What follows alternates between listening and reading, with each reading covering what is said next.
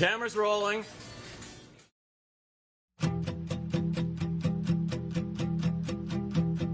Baby, I'm too young to know any better, but I guess I'm just too old to care.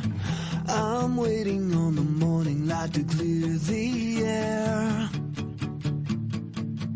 Now the sky is hung with regret. Letting go that you pay flags. All the silence that keep me coming back. I'm the one that you hated. You know, the one you didn't want to believe. The one that you hated. Take a look at me now.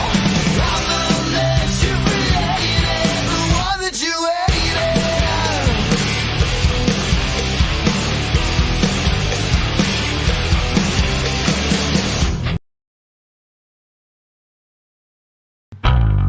Now the sky is hung with regret. Letting go that you pay flags. All the silence that keep me coming back. I'm the one that you hated.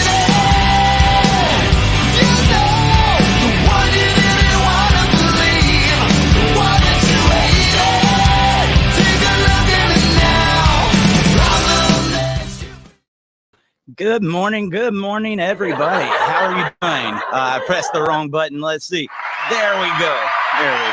How you doing? It's a new week. We're going to do some dad talk this morning. I just got off of a weekend with my family, man. It was so nice. It was so hard, though, in the beginning just to put down the phone because there was so much that was going on. You know, as I was spending time with my family there on Saturday, the first thing I got when I woke up that morning was about a story out of Ecuador with a gentleman that, dude, this story is so heartbreaking. The ex goes to him and says, hey, I'm wanting to take our daughter on vacation out of the country, but she's going to need a passport. You know what? One day you might want to take her out of the country. And if you want to do that, I'll let you do that too. So if you'll help me get this passport, this would be beneficial for both of us. Him wanting to be a good dad, thinking, yes, man, this sounds really good. And he later said when he went back and thought about it, it's like, this was so out of character because anything I've ever had, any communication with this woman has been a war. It's never been nice like this. But he went and did it because he wanted his daughter to be able to go out of the country and visit with her family. Well, that's not what happened. She ended up completely moving out of the country, and now he is blocked from being able to see his daughter. Now, can you imagine what that child must be told right now? Why all of a sudden I had my dad up until then, now he's not here. I'm not hearing from daddy. I'm not getting any calls. I'm not getting any visitation time. I'm not getting any of this. And then that story is so much more believable. We had to move out of the country to get away from him. We had to do this, or there's no telling what's being put inside of that child's head. Now, this father that was there in Ecuador that thought he was doing a good thing, this is what happens. Now he doesn't even have access to his child. Can you guys believe that? I'm trying to get in touch with that gentleman. I want him on here.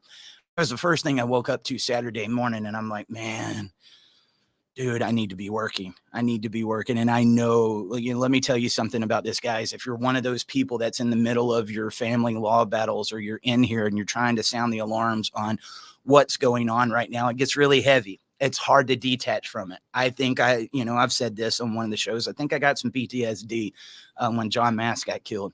It was one of those nights I was sleeping. I was trying to get some rest, and I wake up in the middle of the night and find out one of the guys that was on my show got killed when he went to show up to get his kids. Now, the last time I talked to him, it sounded like everything was okay. Like he was finally going to get some type of relief. Guys, February 5th is coming up in a couple of weeks. That'll be 2 years since John was killed. And I don't know why we haven't had a court date on that yet, but I can tell you this. A lot of that has been swept under the rug, and I think that's on purpose. I'm going to plan something on that day, that night. I'm going to come do a watch along with I Stand with John. We can pause if you got questions about anything that was going on there. Just say it, and we'll talk about this together because I need your help in making sure that story stays on the top, because they wait And then when the story dies down, that's when they come in and let's see what we can do. What do I honestly think? If it was my personal opinion, allegedly, whatever, I'm saying this is opinion, but what do I think's happening in this case? Let's wait. Let's let the publicity die down. Because John went through false accusations, let's bring in John's false accusations so we can try to taint this image of this father that showed up, that went through the system, that paid the money, was exonerated, already did his time in family court, showing you that he was a good father. Let's bring that back in here, because that's the only thing that we can do to make it look like this father wasn't who he was. He killed him in the middle of a parking lot.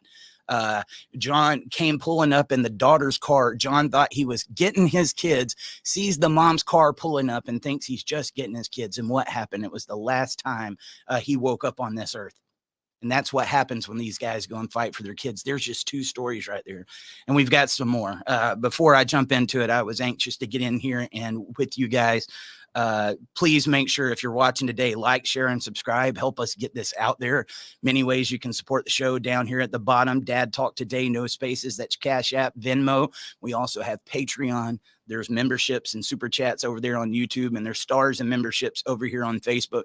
Guys, please help with that. I have not done the best job in the past trying to tell you the importance of that, but I need to get some help over here, because we are drowning. It is every day. If I post something, somebody's in the comments, you need to hear my story. I need to get on this show. Hey, I'm sending you a message. You need to see this message. And we just can't keep up with it. This thing is bigger than anybody can imagine. It's just not getting the airplay. And in the meantime, like, I made a video a while ago. I talk about destroying the narrative. Why didn't Dad want me? Do you know what your dad did trying to be in your life? Do you know what that fight was like in the court? Do you know what it was like every time he tried to approach your mom, who had full custody of you, and say, hey, do you mind if I see my kid?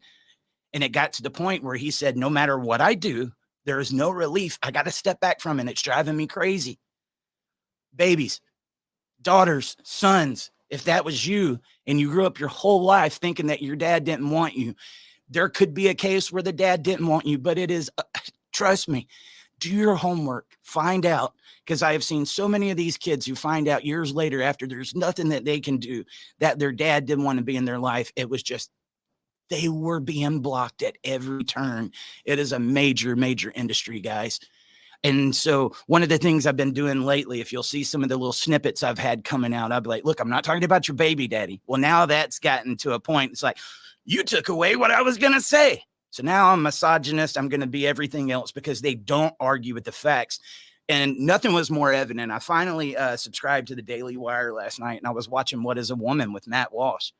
And every time he would try to argue with truth, logic, and common sense, it would come to, they would ask another question because they wanted to see what he said, because they didn't have an answer, or they just started calling him names. And you're in here for some other reason. They could never answer the question. That's what's happening here with fathers' rights. And when we do what we're doing here on the show, if they can't argue what's going on in these family courts, the best interest of the child, one, would be to have the nuclear family, have both parents there.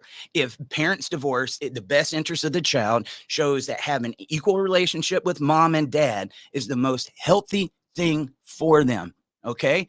Is there going to be exceptions? Yes. Stop using the exception. We're talking about the majority. I want you to see the fatherless statistics and what these guys are going through when they don't have their daddies. Argue the research. And when they can't argue the research, we need to either do a personal attack. We need to put some labels on there, racist, misogynistic, whatever. We've got to find some way of shutting these people up, because we have no logical argument on why we are charging dads these billions of dollars and making them go through the family courts in the first place. You know, that's the saddest part about it, man. This is somebody's child that he helped create. And if he wants to love them and he wants to be there in their life, why are you putting a price tag on that? There is people that are shaming these guys because they can't afford these attorneys, because they don't understand the language that's there in the family courts, but they can love their kids. They can take care of their kids. They can support their kids, but you've got to put a price tag on it. And you've got to put that narrative there. And you got to have the media behind it and just put the thumb down on these guys. How many of these guys are committing suicide? Look at the suicide rates, guys. This is what we're going through. And that's why the reason I'm saying this, the babies out there that think their daddies don't want them, It could be the case, but I'd tell you the majority of the time I see these guys, they did everything they could, and eventually they have to pull back for self-preservation. I don't fault you guys for that. You know what? A lot of these people are going to shame you. How dare you step back? How dare you do this? But when you see guys that are getting killed at these custody exchanges, when you see what's happening to them, when they still try to hang in there and do what they are expected to do, what happens? If they say, hey, man, I'm afraid for my life, or hey, I'm afraid they're going to kill my kid, or they're going to do this, nobody listens to them until it's done. And then once that happens, they do like in Justin Goolsby's case or in John Mass' case. They try to make it look like, oh, well, it was because of this, or they just stay silent. You're never going to get an apology. It's sickening, guys. It is sickening what is going on in our world right now. You want dads to be dads? Then let them be dads. Get the money out of the family courts. Argue on what's going on. Why does he not need equal access?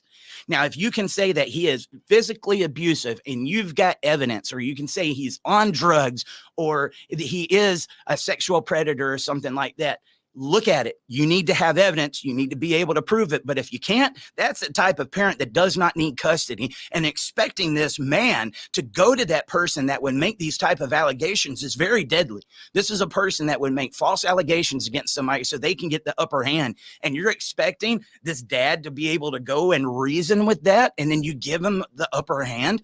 It's crap, man. And then you tell him, oh, well, you got to communicate. You got the Our Family Wizard or whatever. How many of you guys have had custodial interference when you go to see your kid, they won't allow you to see your kid? You take it to the court, judge, look, I'm getting blocked every time. Or when I simply try to reach out to my kid, it's never about when I can see my kid. It's an argument. Nobody listens. The system is not set up to listen to reason. And there's so many people that are bringing the exceptions or the cases where somebody lost their emotions and something like that, and they use it to keep the thumb down on you. We've got to start flipping that narrative around, guys. We do. So I talk about the deadbeat. I talk about the narrative all the time. You want to know why? Because that's what we're going through right now. It's why nobody's listening to you. It is out there. It is ingrained in our culture. And I think we have a better opportunity than ever, because how many boys and girls that are grown up now saying that they missed out on a relationship with their parents. We need you to speak out. We need you to speak out on what it was like being blocked from your dad, because it happens. It happens all the time. And you have some of the strongest voices out there. Babies, again, I'm talking to you. Don't think that your daddy don't love you. Can you imagine being a child that wants to know, look, my friends got their dads. I don't have my dad. Why didn't my dad want me? Why doesn't my dad love me? Why isn't my dad here? And then we get the new guy in there. And I'm going to tell you, there are some good stepfathers, but there are some stepfathers in there that don't ask the questions. They don't have the bond that the biological father would. And they try to replace them with this guy who a lot of times ends up, look at the abuse that happens with stepfathers and stepparents. Your boyfriend is not a replacement for the dad. If he was so evil, why did you get with him in the first place? Now, I know people change and you find out stuff. If you need to split up, you need to split up. But the kid is not a weapon, and it is not a product. Why are we selling people's kids back to parents? Who in the world gave the government that type of power in the first place? Guys, I'm just sick of it. I'm going to tell you, one of the reasons, like people get on to me all the time. I got a lot of elders and mentors that I like to go to and talk to when I get frustrated, because I get so frustrated out of this, because it's trying to make sense out of something that doesn't make sense. But Eric, you need to take a break. You need to get away from it for a second. You know why I hate taking breaks? Because if I can get a little bit of time where I'm not looking at this, I'm not hearing about the conflict, I'm not hearing about the family law and stuff, I love it. I love it too much. It's peace. You can breathe. You're not worrying. And it makes you realize why some of these guys have to disengage, because that's all they're wanting. They're wanting a day where they're not slaves in their mind, where they're not thinking these thoughts and knowing that I'm being taken advantage of and having my kids sold back to me. And they're not wanting to be in the fight. You can't fight all the, stop asking these guys why they have to fight, or that they need to fight harder. Why are they having to fight at all? Not for their kids. I agree, when it is necessary, yes, you need to fight for your kids, but who made it necessary for you to fight for your kids in these family courts? I say the majority of the time, It should have never been a battle in the first place. You're taking people that once upon a time loved each other, and you're increasing that conflict. These are two people that have already showed you we don't want to be together anymore.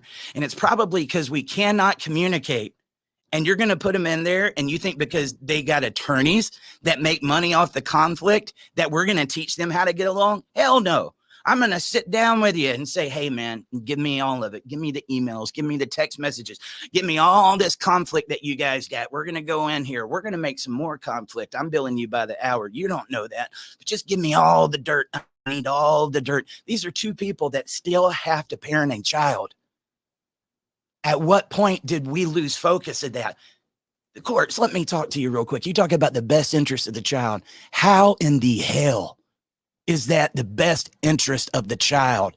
How is this fight inside of the family courts and these people that are spending every dime they got the best interest of the child? I spoke to a celebrity last night, guys, that has just gotten wiped. I won't say his name. He's wanting to keep it out of the public because of his kids. And I respect that so much. But just listening to him, he spent millions fighting for his kids in court off of a wife that cheated on him.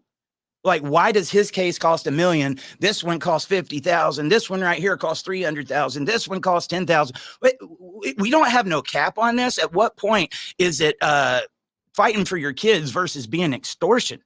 Because that's what it seems like. They're going to get those financial statements. They know how much they can bleed you. And in the cases where there's more money, if you step back from the outside and look in, why are these going on so long?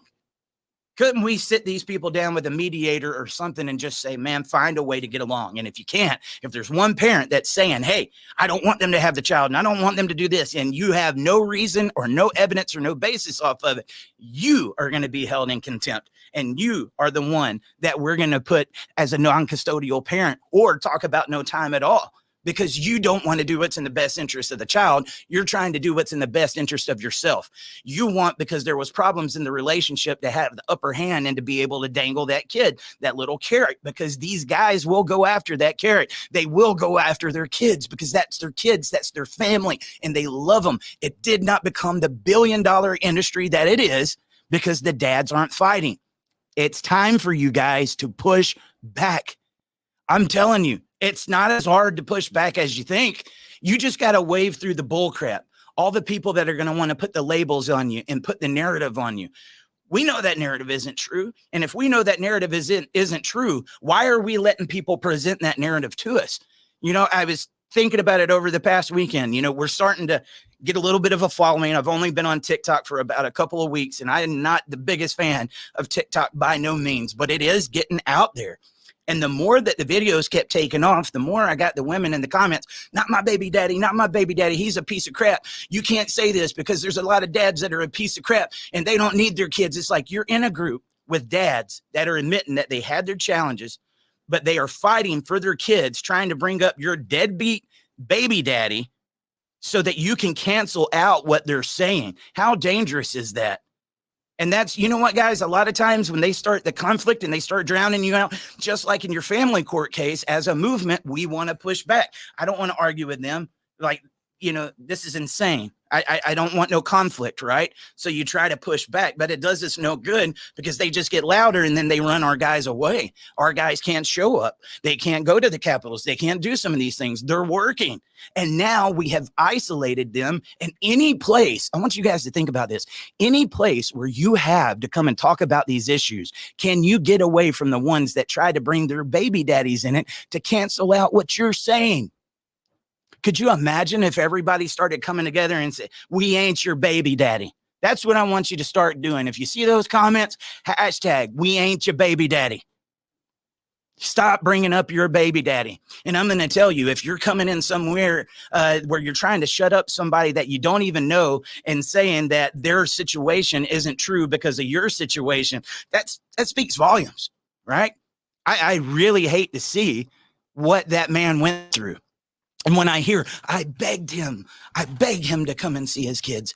He won't do it. I've literally got on the phone and call him all the time. I've said, come and get the kids. He won't come and get the kids. You got to start asking the questions. What was that battlefield like? What is it like when I ask to see the kids. I've got this person over here that has control of me as a parent, saying how I can love my child, when I can love my child, how much it's going to cost. And they got the system that protects it. And every time I come up against it, I get conflict and I feel like I'm going crazy in my head. And when I speak as a man, nobody wants to listen to me. When I tell them about the dangers that I'm going through, nobody listens to me. When I try to be a dad, when I try to stand up, when I try to protect my home, you take away my voice. Who let them take away your voice, guys? Who let them take it away? We are letting them take it away. We've got to start speaking up. We've got to get in here and say the truth. Yes. I mean, look at that scenario. When we go in court, let's go into your past. Let's go into all these things because we got to shape a narrative on how we can justify this charade of a battle, this circus that is known as family court. There is nobody out there that is perfect or without something. You're bringing in situations that have nothing to do with this mother and father loving this child, providing for this child, and moving forward. And you're teaching these people how to fight with each other and how to sling mud. And then what happens after that? I got to save the screenshots. I got to save this. Hey, they're calling me this. They're calling me that. Hey, did you see what they're saying about me on social media? Family courts, you've thrown a lot of fuel on that fire. You taught these people how to fight. You're not teaching them how to parent. They're two people that don't get along already. They've hit conflict. They don't want to be together anymore. You know that. What are you doing to settle that down? And then you're taking them in the middle of that and telling them they got to fuss over the kids. They got to fuss over the house, their careers with these allegations. They might be losing their careers. And then what happens? If you're a celebrity, like I was talking about last night, if your wife was cheating on you and there was all this stuff going on and it's looking bad on their career, all I got to do is say, I started talking to this person and he listened to me. He was open and we just connected because my husband was abusive. He was dangerous and I needed somebody. I didn't know who I was anymore. And this person listened to me. I didn't mean to go out there and have an affair, but they understood me and it just happened. It just happened. It made me realize I need to go find myself. I don't know who I am anymore. And people listen to that, man. How about listening to the guy that said, hey, I was out there working every day, coming home, not knowing that she was going and doing that. I was a good father. I showed up when I could. If I wasn't showing up, it was because I was at work busting my ass to take care of these kids. And then I find out this was going on behind the scenes. And there was another man out there that would step into the household knowing that I'm married, that I have kids. Why don't they listen to him? Because if he gets in there and says it like I do, oh man, toxic masculinity, here is an emotional, because you've been through an allegation of physical violence or that they're throwing these allegations out there. They don't have to have no evidence. You've got emotion. You look like that person that they say you are. And they don't even listen to the guy saying, courts, this was supposed to be a contract. The marriage was supposed to be a contract till death do us part, for better or for worse, richer or poor. When did those vows not mean anything anymore? When did adultery stop being something that the courts looked at? 70% of the time we're looking at women initiating divorce, and I'd love to see some updated statistics on how many of that is where she's in a new relationship. And then as soon as that relationship falls apart, you give her the full-time custodian and she's getting the baby to call another man daddy, and you expect these guys not to be upset. Guys, it is the biggest charade. We have been duped, we've been fugabooed, and they have tried to make you feel like the more you pay for your children means the more you love them. You just got to keep going. I want to talk about the absurdity in the first place. I was a dad that raised 2 children. I did it as a single dad. You know what? I found out affairs and stuff was going on. I had a lot of emotions. There was time my kids, I don't want to go over there. You're going. And you know how hard that was to do? It was hard to do because I know that there was somebody over there that knew I had a family that would break a home up. Okay. And there is a lot of emotions attached to that. I can see how people will end up using the kids. I don't want my kids over there with that person. But your kid is not a weapon. You know, I looked back at it one time. I don't want my kids over there around that. And then I had to sit and think to myself, Eric, you can't do that. You can't do that. They love their parent. You can either protect their heart or you can add your mess onto them. And I'm not perfect. There was times I smarted off and stuff in front of my kids. I had a lot on my back, man. I had a lot on my back, but I realized My kids need their mommies. My kids need their daddies. But when it came my turn, when they needed to come and see me in some of these other situations, that's not what happened in return. And if I want to be able to see my kids, I've got to pay that amount to an attorney. Guys, this is why I have such a problem when we hear people talking about, here is the strategy. This is how you win inside a family court. There is guys out there that have paid every dime they've got. Man, I was, again, millions from the guy that I was talking to last night. Nothing he did mattered. And now he's talking about getting like 25% custody. They're wanting to uproot the kids from the school that they've known their whole life. Nothing he did mattered. And all he was doing was being a dad. And that story gets a lot worse. But they listened to nothing that he said. You know, I got my words twisted the other day. You know, I put that meme out as saying that the family court system is broken, even though we know, I have to preface that every time I say that it's doing exactly what it was designed to do. But with what it was designed to do, it is broken because it's breaking these families up left and right, and they are making money off the destruction of families. But at the same time, man, oh, dude, give me a second. I lost where I was going. I got a million thoughts going, a million miles an hour talking about this stuff. Just looking, you know, you can have the best case in the world. You can hire the most expensive attorney. You can file all the paperwork. And as a dad, it feels like you are guilty the second you walk inside that courtroom. How could anybody judge these fathers, these dads that just want their kids for something like that? Most of these people don't even know what it's like to walk a mile in these guys' shoes. They don't know the literal hell that's in that dad's mind that he has to replay in his head 24 hours a day when he goes to work. And then knowing that it's going to be conflict to see his kids, he goes into that arena doing what he can to get his kids, and he ends up on the losing side. And you want to know why people don't want to go to attorneys and they don't want to go to the family court? Because these guys have been used, they've been abused, and there's a price tag on everything they want to do as a dad. It is not right. Why does he not have rights from the very beginning? Am I saying something wrong here? Again, they try to bring up the deadbeat. The guys in here that I just described are not deadbeats. Deadbeats completely leave. They don't want to talk to the kids. They don't want anything to do with them. But the guys who do stay and fight, put these obstacles in front of them and make it almost impossible, because we know he will keep fighting and he will keep paying. Because of the narrative. I would never tell a guy not to show up to their court date. I will never tell a guy, stop paying child support. And we hear that a lot. You want to know why? Do I agree with you having to go? Do I agree with you having to pay? Absolutely not. At the same time, if you don't show up to your court date, guess what's going to happen? You just forfeited. If you don't pay the child support, guess what's going to happen? You're going to lose your license. You're going to go to jail. And I don't think I have to explain that to anybody out here, but the fact that that would be brought up, like I'm on here trying to tell you guys not to show up to your court dates and not to pay child support, and we're trying to head you towards a disaster. Absolutely not.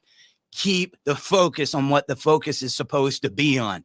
And this is what you're going to end up facing as we head into the cancel culture, guys. Any way that they can cancel out your voice and what you're saying, they're going to do it. And they've done a damn good job at it. That's why, and it's not just started recently. I think it's getting worse. But if you look at these kids that are now getting older, that are now adults saying, man, I went my whole life without my daddy. That's bullcrap, man. That is bullcrap. You, because of the system and the way that it's set up, completely ripped a parent out of a child's life. For what? Your love of money? Really? Is that what we're doing here? We are making money off the backs of American families, and it's going on all across the world. But seriously, at the end of the day, what else do you call it? Can you please tell me? Bring up the minority of cases. And that's what they do. Deflect, deflect, deflect. How many of you guys in here fought? How many of you ran away? Do I have any guys in here that would say, I ran away, I don't want my kids, I don't want to be a dad, and I don't want to support them? I have never seen one say it. I have never seen one say it. How do they take that image and put that on every single one of us, guys. How? Because they can. You make too much money.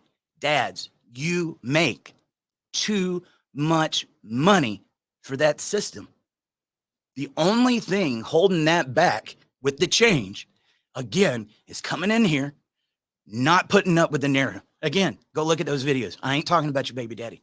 I ain't talking about you. When you do that, when you can't let them bring up their personal situation or their view of what dads are supposed to be to discredit you, they have nothing to stand on, because we know kids need their daddies. We know that kids need their parents. We know that there shouldn't be a price tag involved. You know, talking about Dylan, seeing that, man, I want you to think, what kind of heart does a person have to move their child out of the country to where this dad will no longer be able to see that child? That child is considered a fatherless child. When you talk about the narrative of the deadbeat dad, you're including this guy right here that has no voice, that nobody even knows exists. And I'm going to tell you, he is much more common than you think. And these guys will try to make peace. And then guess what happens? Every time they try to make peace, he was nice. Let me help you get the passport. I want to do this. I guarantee you that was a dad that would have been completely open to 50-50, not full custody. I'm completely open to 50-50. I'll do what's in the best interest of the child. You want to take her on a vacation? Good, because I'm looking forward to that too. I would love nothing more than to be able to take my baby on a vacation and spend time with just me and her. So in order to do that, absolutely, take it. You're the mom. What happened? This is what happens when guys do this, man. I want to go back to the case from last year, Justice for Aaliyah, that I had. That was a father that had full custody, guys. Full custody. Mom comes up. Hey, is it okay if I get my child for the weekend? Yeah, I don't mind. You're her mom. She had no rights to the kid. But he said, yeah, you can see her for the weekend. Guess what happened, man? She goes from the Northeast all the way over to Arizona and then kidnaps kid. He called the cops. He called CPS. He called everybody. Nobody could do anything about it. She ended up killing both of her kids, one which was his, and then trying to kill herself. She's alive. But that's how crazy this is getting, guys.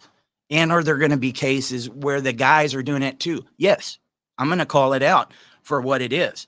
Do I think that the family courts are throwing fuel on that fire? 100%. You know, it's crazy. I'm not going to say my bullshit meter is perfect. But people will say, well, how are you making the distinction between the real ones versus the fake ones?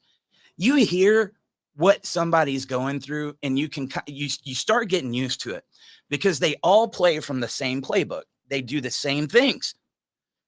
Believe me or not, I know everybody wants to think that their case is special, and there might be some details in it that are a little bit different than others, but for the most part, they play the same tricks. But then you hear the guy that comes in there and it's just completely opposite, and it's like, okay, that's not clicking. Like the one that I got the message from prison. Dude, I knew. I got on right away and went and did my research and found out, don't you contact me no more. Don't you dare contact me no more.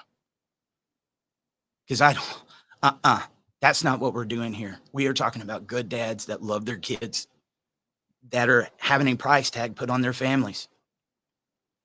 And that's happening every single day. There should be no money, no incentives in these guys having their families. The government being inside of our marriages and being inside of our home is where it started. I was listening to Joe Rogan on my way home yesterday. He had Matt Walsh on there, and they was talking about the importance of marriage, well, it's just a piece of paper, versus the guys that are out there saying, like, no, you're saying, I want to join. I want to be a union with you because you get the tax benefits from it. So he was saying, like, no, marriage is a good thing. Marriage is a good thing. You get the tax benefit. What benefits is there to stay together? And what benefits is there to get a divorce? The only thing in a divorce is if you get in one of these situations where you can't put up with it anymore, you have to get out.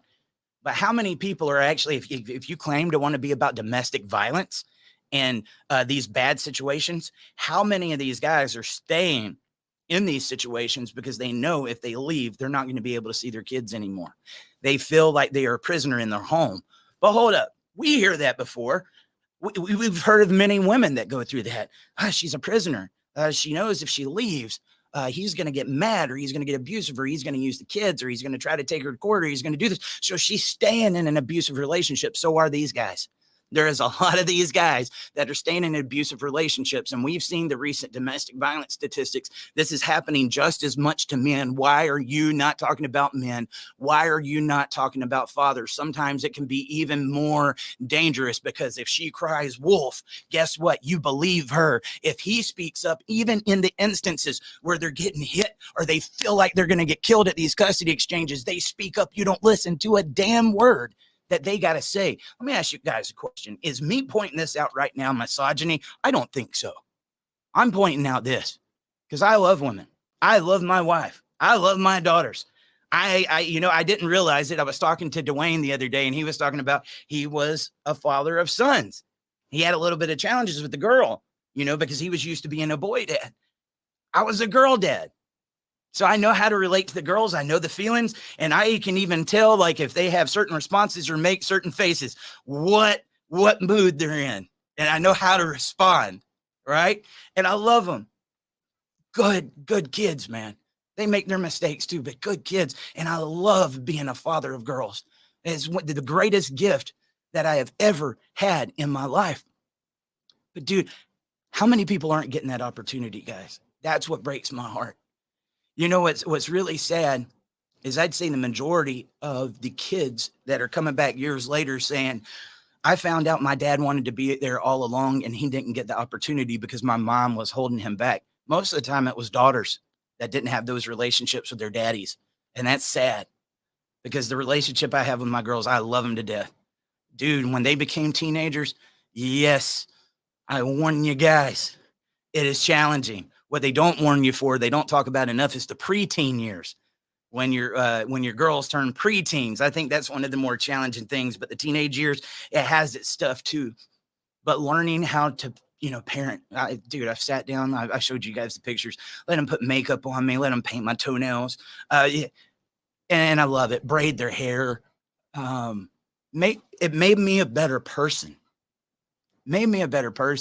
Used to, I felt like I had to have the pride and the confidence and everything because of the narrative that goes against men. But once I became that girl dad, it was just like, look, I'm coming down to your level and we're going to have fun. But once I get up and once I take this makeup and this toenail polish off, I'm your dad. I was your dad then too, but I am your dad. I want the respect to come back, and I'm going to do my best to guide you through your life and give you a roadmap. Along the way, I know there's going to be pitfalls and there's going to be mistakes. But if we keep this bond here, and you know how much I love you and I know how much you love me, I'm going to do my best to let you know, get back on. Get back on over here. This is where we need you, right? Dads are important, man. There's people that talk about the men being the men of the household, and that dads, men, you need to be better. You're not getting the opportunity. It's not that they need to be better.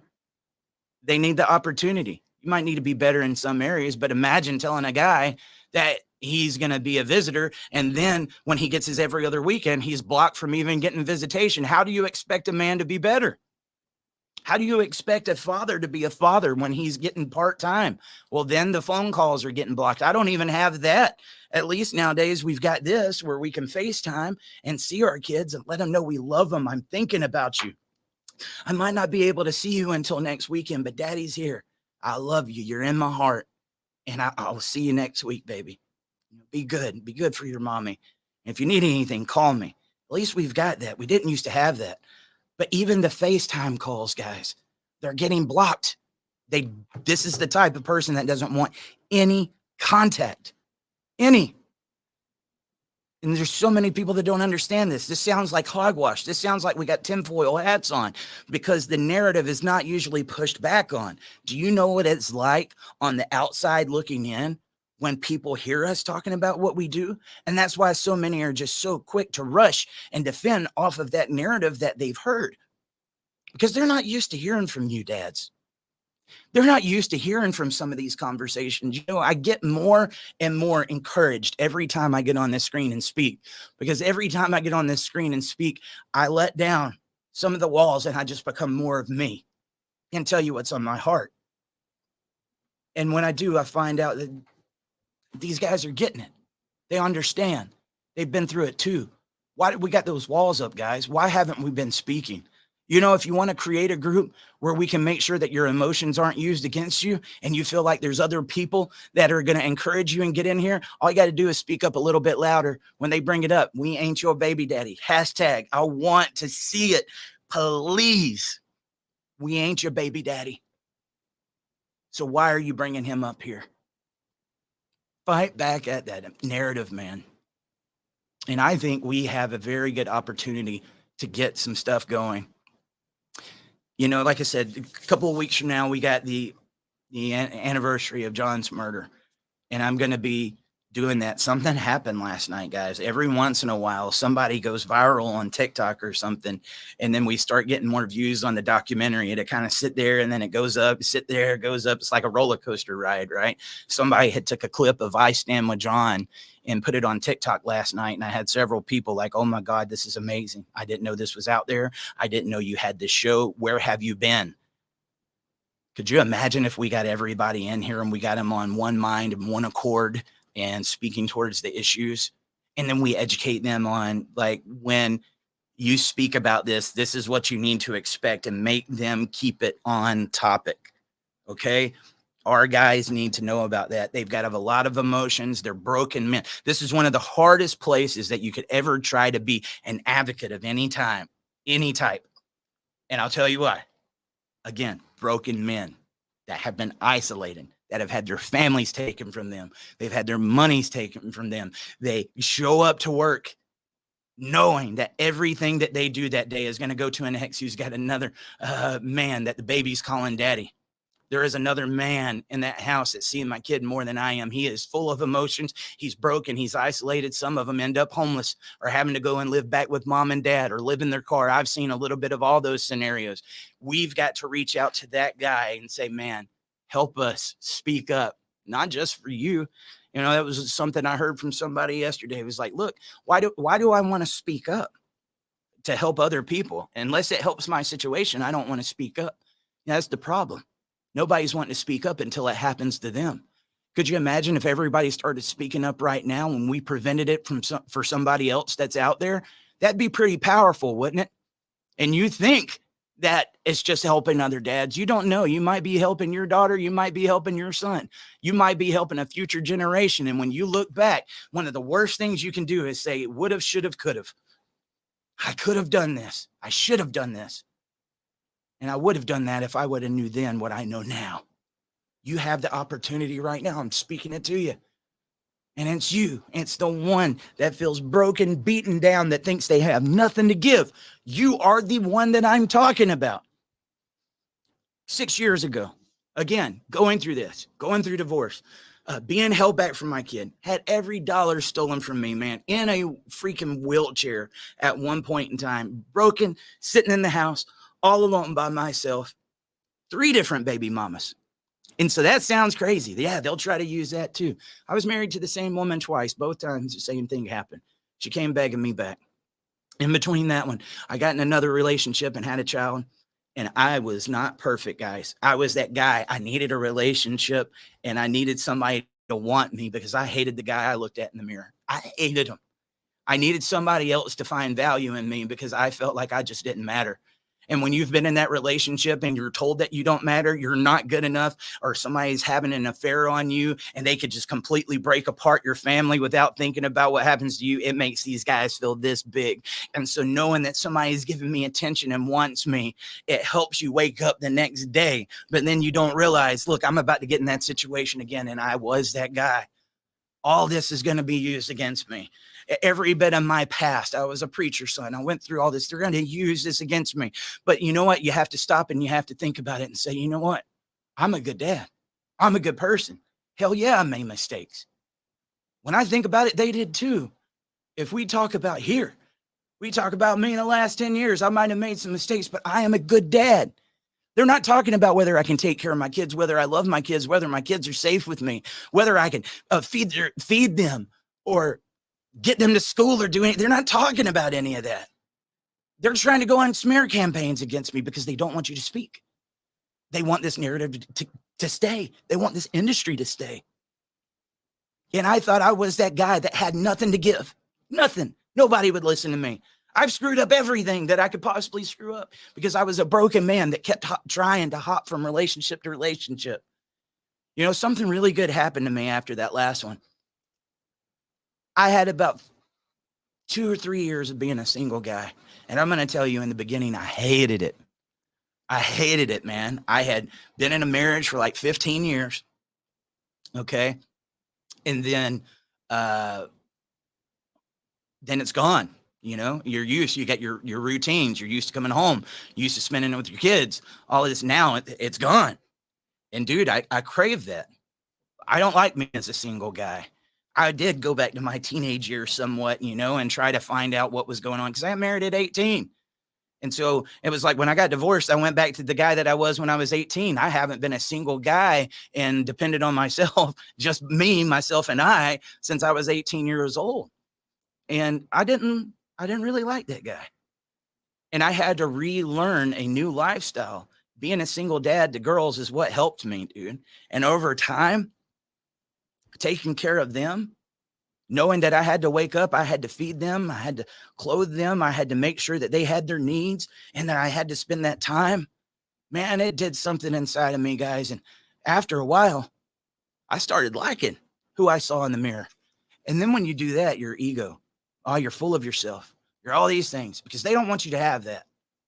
Anytime you start getting confidence and getting where you need to, they're full of themselves, their ego. And it's like, you know what? If I say I can do something and then I accomplish it, that's not ego, that's confidence. That they'll use that against you. They don't want you to have confidence. A lot of these people find you when you don't have confidence because that's a person that's easy to control. That's a puppet. They can have a puppet. But that person that's got confidence and it's got self-worth, that's got value, that can look in the mirror, that can hold their head up high, that's not a person that's easy to control.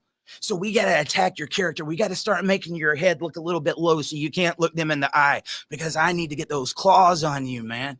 And when you start looking up and you start looking them in the eye, that's when the attacks start coming. And dude, you need that. You guys need to learn how to heal.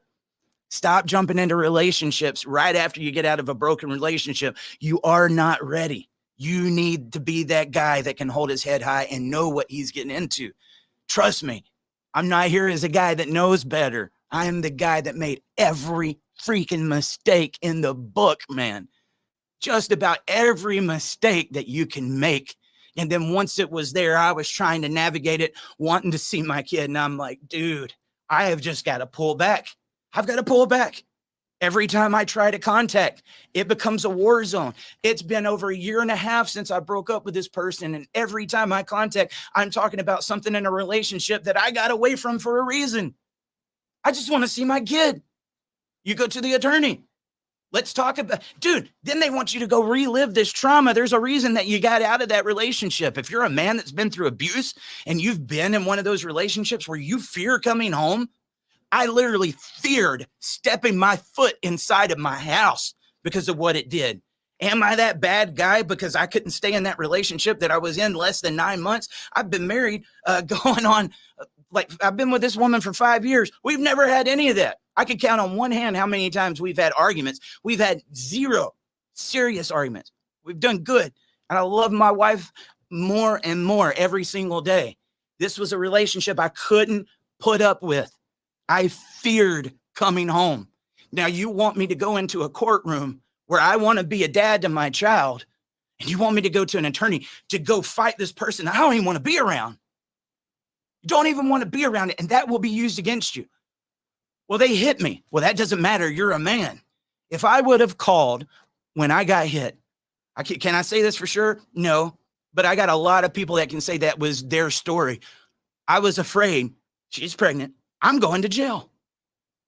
If I leave, I'm going to be a deadbeat. That was my life, guys. That was my life.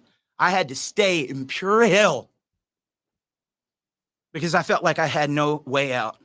And then once I got out, you abandoned us. You did this, you did that. It was always something against my character.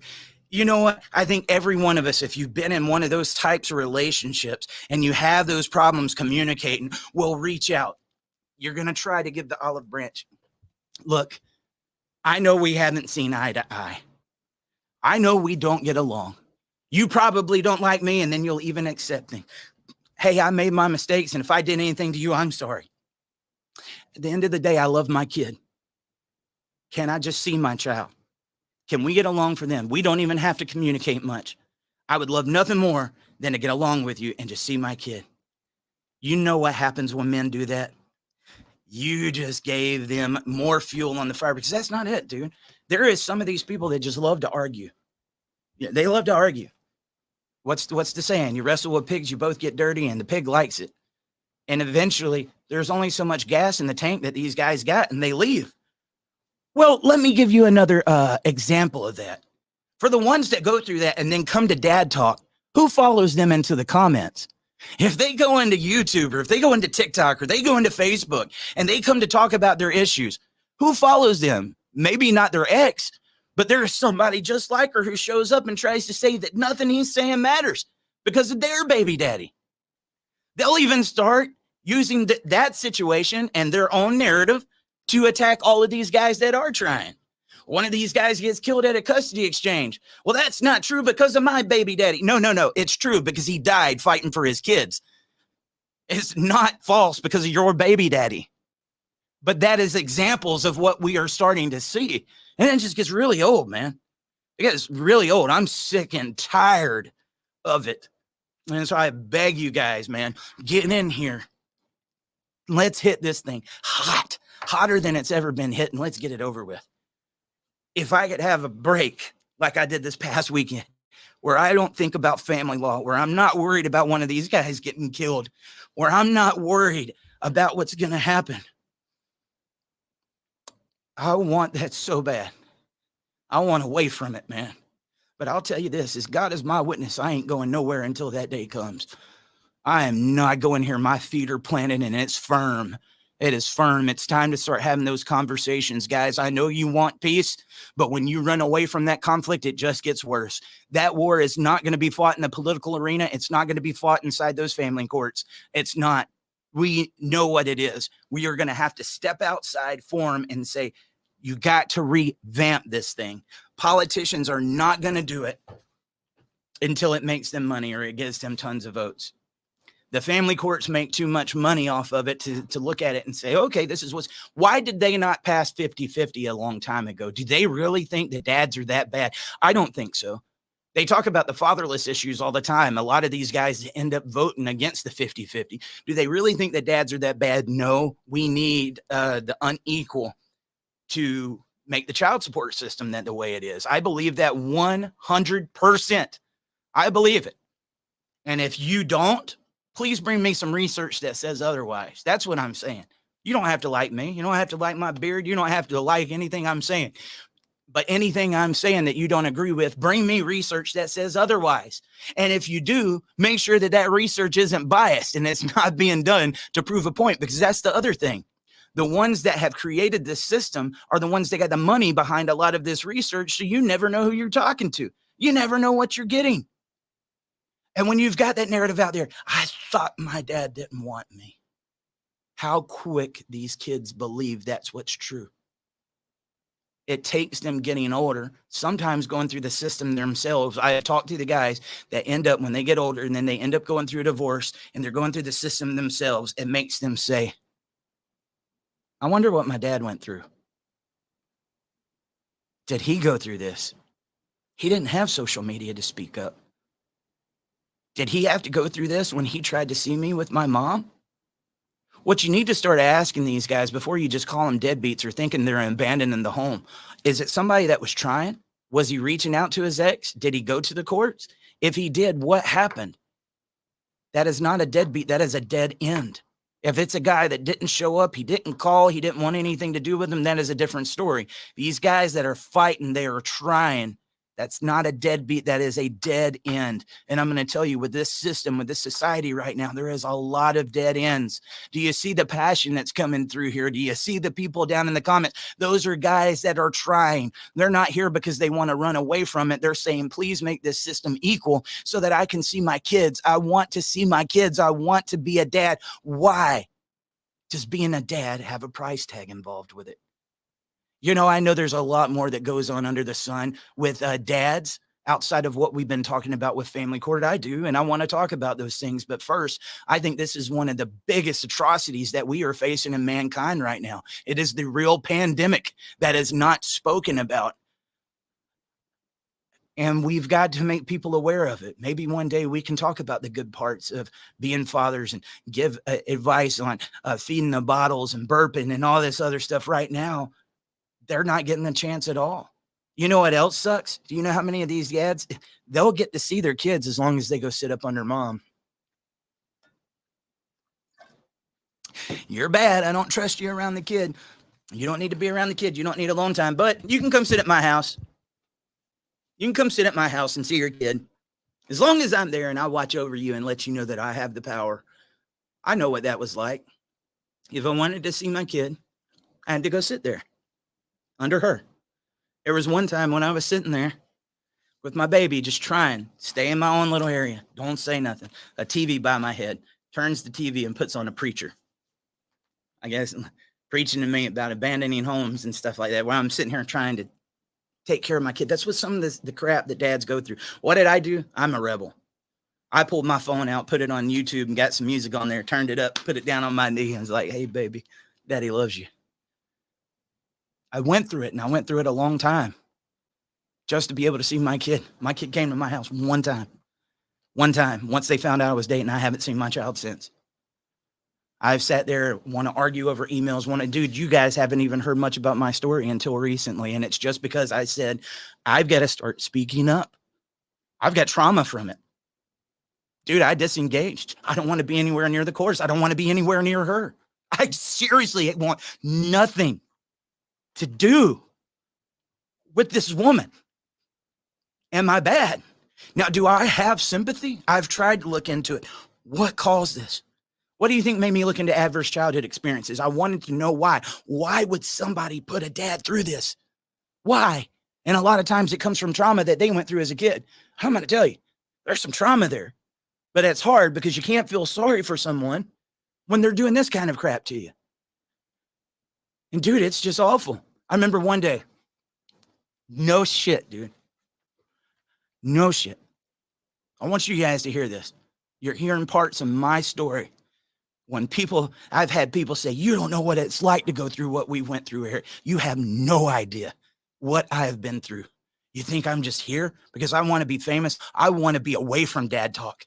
You understand me? I want to be done with this. But there was one time I get a text on my phone, and dude, I would get text 12, 1, 2, 3, 4 o'clock in the morning. And dude, I woke up at 1:30 in the morning to go to work, guys. I used to work early in the morning. I had an hour drive to work. I had to be there at 3 o'clock in the morning. And sometimes I didn't get off till 7 or 8 o'clock at night.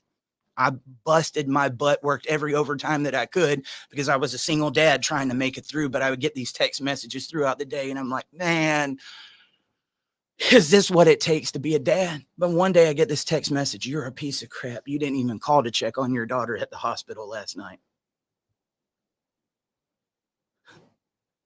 My daughter was at the hospital? This is the first time hearing from it.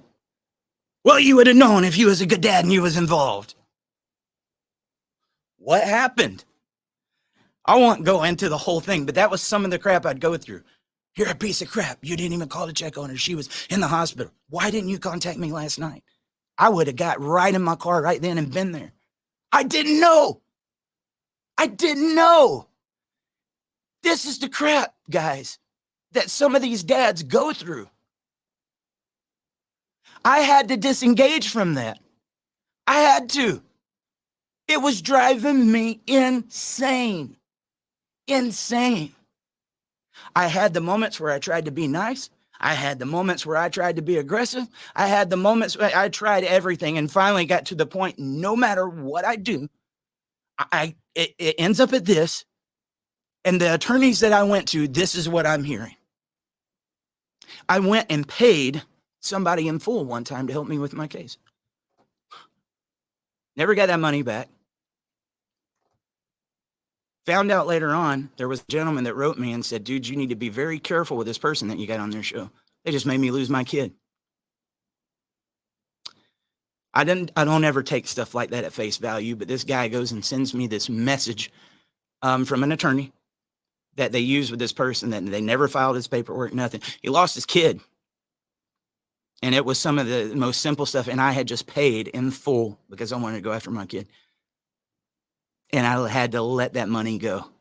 Some of the pitfalls. I can't play poker with my kids. I'm not going to play poker with my kids.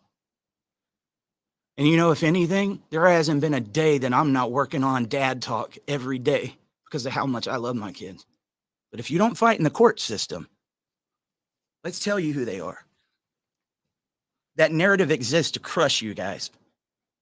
That narrative, all these different things that they get to sling this mud at you, is to keep you from speaking. As I talked to this celebrity last night, I'm in the media. This stuff is going on. I don't want to get it out.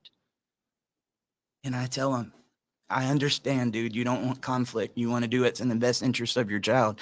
At the same time, is that what's going to be done for you? And let me tell you something. When she puts on the tears and she makes an allegation, no matter all the bad things that they did, when you get Me Too'd, when the cancel culture comes, you're screwed.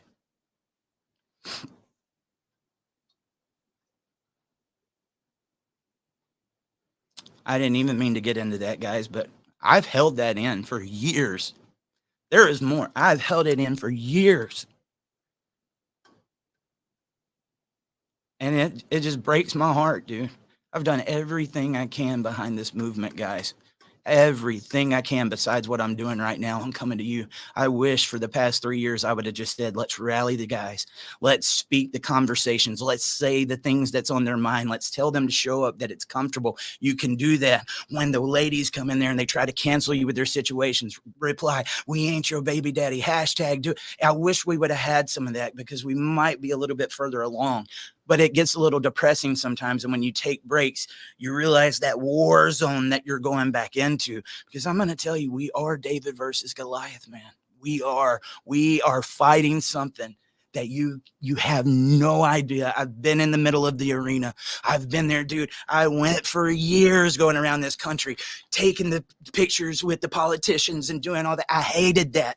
I didn't like that I couldn't grow this. You might not like it, but dude, it's my masculinity. But I kept it shaved and I went and I got the suits and I did that and took the pictures with people because I was begging them, anybody, everybody, listen to what we're saying. Oh, Eric's just trying to get attention. You're damn right I am. I am trying to get attention any and everywhere I can get it because this doesn't have enough attention. We can't get enough attention towards these issues, man. But that's what you got to go do. Take the pictures, do this, do the interviews. Hey, what do you feel about being a dad? What do you think about the fatherless issue and all this? And give these little fake conversations just to get people in this arena, man. That's what we've turned to in social media nowadays. Look, I've got an audience. Look who I can get in touch with. Now I'm popular enough that you'll talk to me. You know what? It really makes me sad when there's all these guys that could be talking out about the issues, but you don't want to touch a platform until we got 500,000 people, right? And that was my story. You think I wasn't reaching out to a lot of these guys in the very beginning? Dude, I was reaching out to everybody. You start getting a little bit of a name. You start getting them pictures and stuff. Hey, I want to be on Dad Talk. The same people that I messaged a year before and didn't hear anything from them. You find out people's intentions. A lot of people don't want anything to do with this until it benefits them because they're not the ones going through it. But once they are, they start showing back up here. I'm calling on any and everybody out there. If you're not becoming a part of the solution, you're becoming a part of the problem, and you have no idea what our world is headed towards. Dude, watching that with Walsh last night, Matt Walsh, have you guys seen that? What is a woman? Whew. There is more stuff coming at our kids than you can imagine. And what he's fighting with that battle is no different than this with family court. Every time you try to talk, this is what happens. And if you say a certain thing or say what's on your mind, you have a chance of being censored. You know, as I was listening to him on Rogan, he was like, you know, the crazy thing was the bigger I got on social media, the less my reach became. If that's not indicative of what's happened here on Facebook and everywhere else, the bigger the Dad Talk got, the less people was seeing my videos. I am getting messages put on when you go to follow my page or like my page. Are you sure you want to like this page? This page posts controversial content. Go review this page before you follow. I've never seen that done on another page. Why would that happen? I go to some of these feminist pages, dude. They say anything they want to say. Talk about us like dogs. And I can see the reach. I have more followers, sometimes 10 times more followers than they do. But I'm not reaching nowhere near. Why? Just because you got the followers doesn't mean everybody's seeing that. And that's another reason why organizing is going to be important. And I got to talk to you guys. When I say like, share, and subscribe, I want you to do it on every single freaking platform out there. I have put my heart and soul into this for the past 4 years, and I'll be damned if anybody's going to take away my voice. But I'd love to start back if something was to happen with you already there, then having to go find you again. And that's why I tell you, Instagram, Facebook, YouTube, Rumble, Twitter. We got a little bit of it all. I think even Pinterest now. I've never been on it. But Dad Talk Today has got a Pinterest. But do me a favor, subscribe and ring that bell on YouTube. More than anywhere. I need that. I need you getting the notifications for when we go live. I need you to know that if I'm on the other side of the country and I'm fighting in this for these issues and I'm in front of a politician and away from my family, just so we can get attention towards these issues, Guy, I need you to know that. If not, you can't say that nobody's fighting for you when you got these guys that have been going across this whole country, not getting paid for it and fighting behind these issues. I have had conversations. I'd rather watch paint dry on the wall, but I was doing it because I needed to get that contact so that we can make sure that this conversation even gets in that arena. The sad thing about the fight for dads is it's one of the biggest issues that we face in this world. Men and dads are half of the world. It shouldn't be this hard, but it is. And it's okay. We were meant to fight. If you'll make that family court industry, the $60 billion a year industry that it is, what could we make dad talk and look back at them and say, not anymore. You messed up, Ron. These dads, this is the generation that says, no, sir. No, sir. We're going to have the conversations. Again, the conversation last night. This is a guy that could have got some major publicity. They tell him, if you speak up, I'm going to put a gag order on you. I'm going to remember that when we go back to court. Imagine this guy going through this and then being told, you can't talk about it. You can't talk. Why wouldn't you want a gentleman to talk about it? The other side's talking about it. Why wouldn't you want this gentleman to talk about it? These people that are getting killed at custody exchanges, why wouldn't you want their families talking about it? Because it's going to taint the jury pool. Bullshit. It's already out there anyway. And there's narratives floating around. And we live in the day of social media, where just because you tell somebody not to talk about their court battle, if it's out there in the public, doesn't mean people aren't going to talk about it. And because they don't have accurate information, they're going to make their guesses and everything else about what's going on. And you're trying to tell them that they can't get that information out there. These are people that's fighting for a family member that got killed, fighting for his family. And you can't talk about it. You guys that are going through this, that spent all that money, that went through these allegations, we don't want you talking about it. If you go to the legislation, we don't want you talking about dads. We don't want you talking about men. Why? Why? Are you guys going to continue to listen to that? I'm not. And I'm going to tell you, I believe we're headed into dangerous territory, brother. I believe we're heading into what I am doing right now is dangerous territory. And I need you here more than ever. We need your support. Do you hear what I'm saying to you right now? Do I sound like a guy that's going to beat around the bush when we get it there? I am ready. I am ready to look evil right in its face. Bring at me whatever you got. Bring at me whatever you got. I know what I'm fighting for, guys. I know what I'm fighting for. We're fighting for these kids. We're fighting for these dads. And when we do this, we're fighting for the mommies and the daughters in the world too. Don't get it twisted. This isn't misogynist. We're not saying men are best. We're not saying any of that. We're saying that they are equal. They should be treated as equal. And that family shouldn't have a price tag on it. You understand? That's all that they are saying. For too long, you've allowed that narrative to keep these dads out of the home. If you always bring up the deadbeat when they talk, these guys aren't the problem, it's you. Because you've got a narrative to make, not us. If there is a guy that's not doing what he's supposed to be doing, guys, do we mind calling that out? I don't mind calling that out. I'll side with you. But I want you to look at the millions over here that are fighting. Why won't you talk about them? Why? Why is it that hard? Is it really that hard that we want to stay blindfolded to it?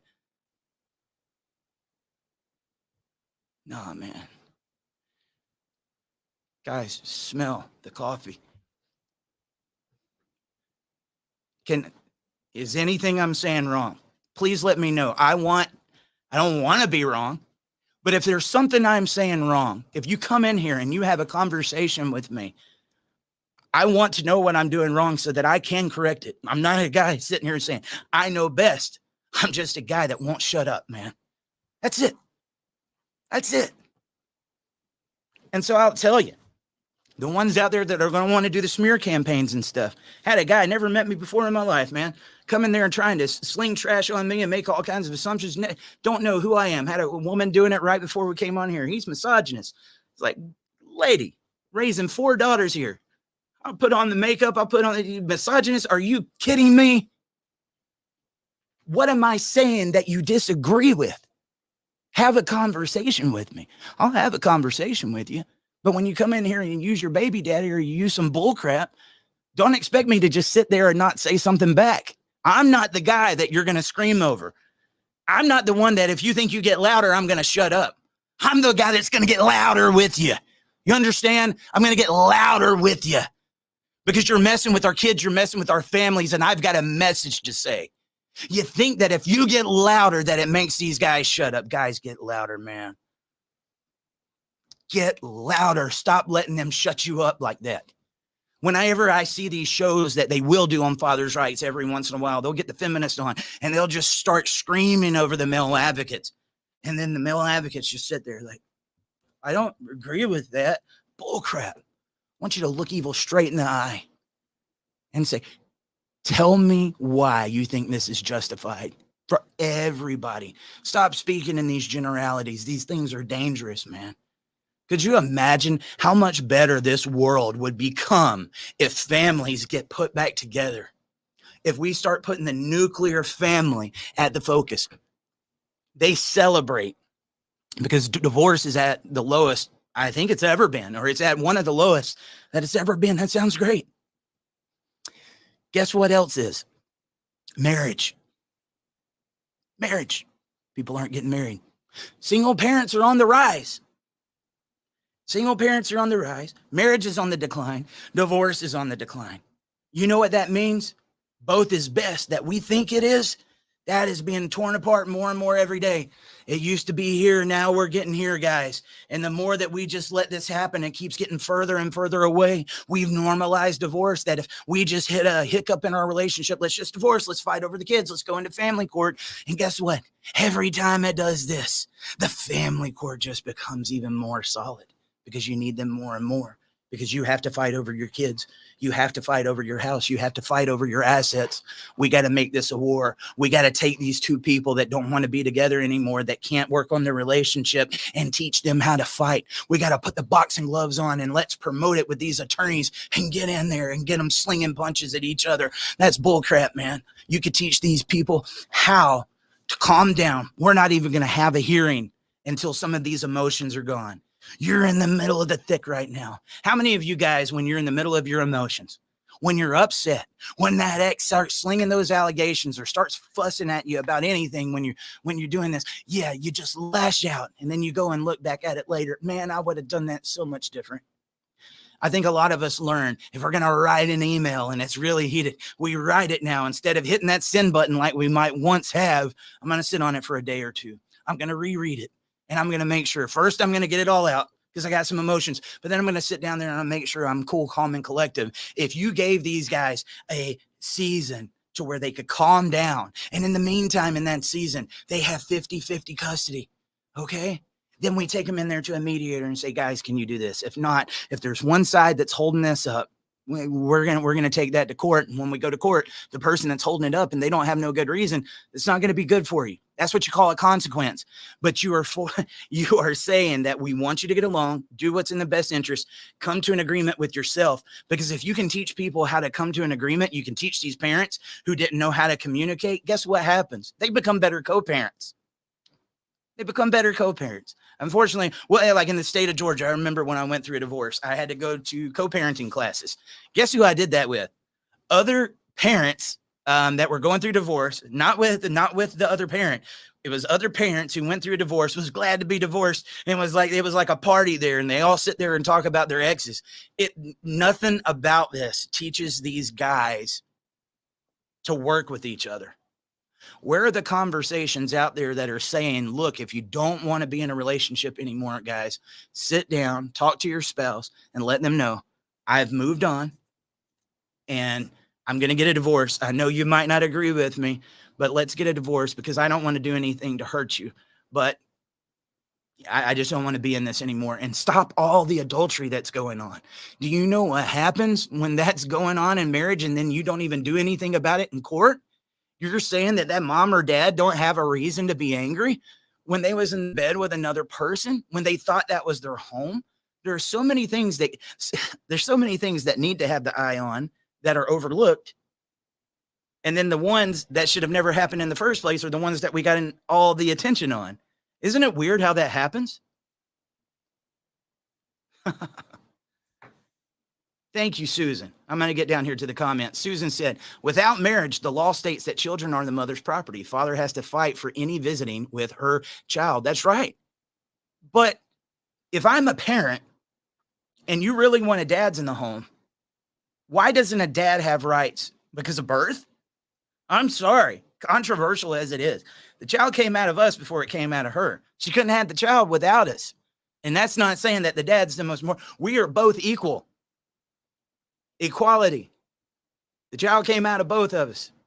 And you can make that perverted or whatever you want to do. But that was our seed.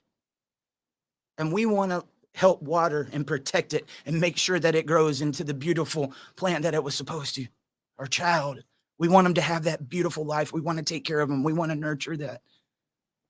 And I tell you, man, I think that ladies are born with that instinct wanting to be a mother. Whereas us guys, it's something that matures the man. I was a very immature guy. And even after I had my first child, I started maturing a little bit more. But more and more as I grew into fatherhood, I started becoming the person that I am now. And I like this guy. I look back on the past. Hell, dude, if I wanted to do a smear campaign, I could do it on myself.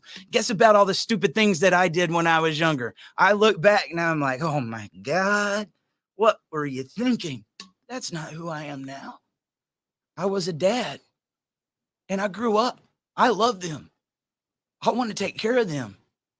Your Honor, I don't want to be without my kids. Every weekend, you're not giving me the opportunity to be a father. Why are you doing this to me? This is what made me, and now you're wanting to take it away? I know I have my mistakes, but I love my kids. This is my life. They are my everything. That's what they're ripping out of your arms, guys. That's what they're ripping out of your arms and putting a price tag on it.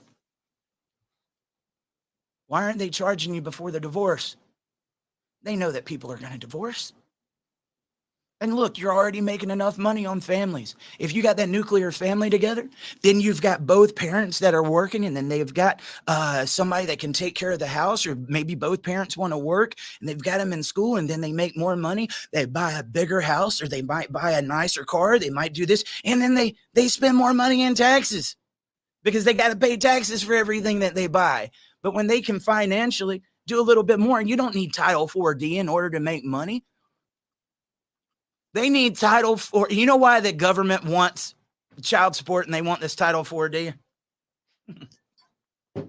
The government likes this child support system, and they like the incentives that come in because they have been so irresponsible with our taxpayers' money that they are $1 trillion in debt, that they need to pay their employees, and that the only way they can do it is by paying it off the backs of families that are breaking up, because they know that this is an industry that they can set up. And it's just like the medical industry. Everybody's going to be born. Everybody's going to die. Man, if you get in a marriage where you're going to create children, there's going to be people that fight over the children. They know that that conflict is going to come. They know it. But they have been so irresponsible with your tax money and with your dollars, and got this country and trillions of dollars in debt, that they need that money that they can make off of these broken families because they don't know what the hell they're doing. That's how I feel about it. Man, I wish I had one of them in front of me right now. I tell them the same thing. You need the money from broken families because you suck at your jobs so bad that you don't know how to get this country out of debt.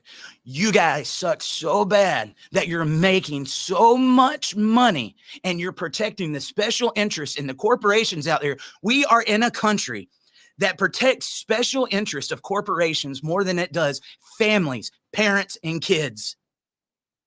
They make this money off of the parents and kids. And at the same time, it's the corporations that get them voted in and they take care of their special interests. And in the meantime, the people that are paying into these corporations and to this country, the taxpayers, let's take away their family and put a price tag on that too. That's how bad your politicians suck.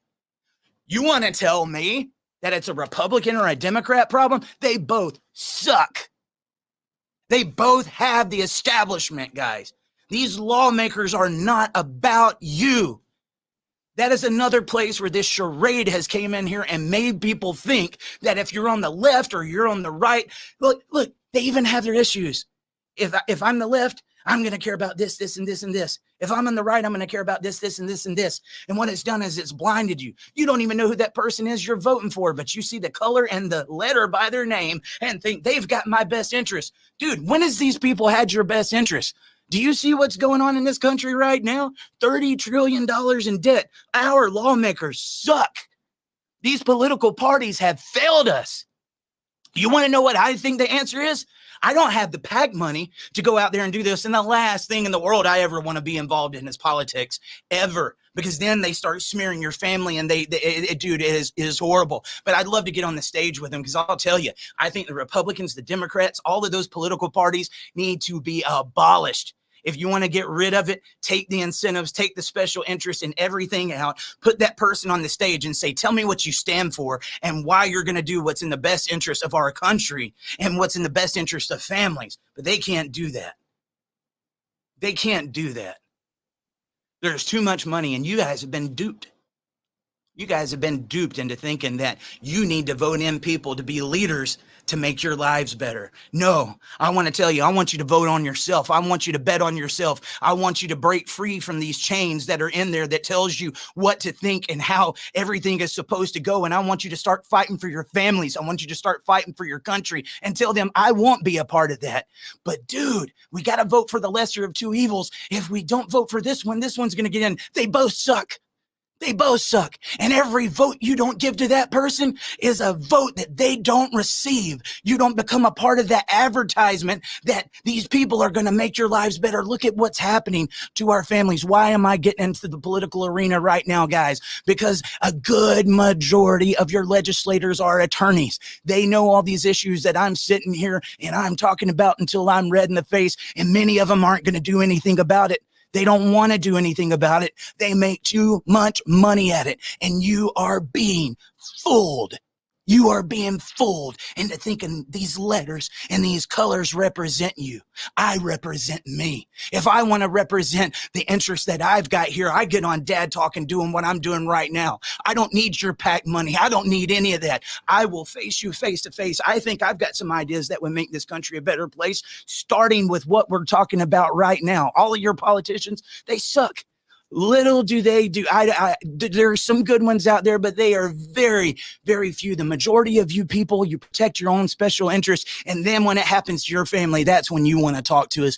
We need to start telling these politicians, look, we wanted you to represent these issues. And if you don't speak about it until you've got some personal interest in it, hey, bye-bye. Bye-bye, Felicia.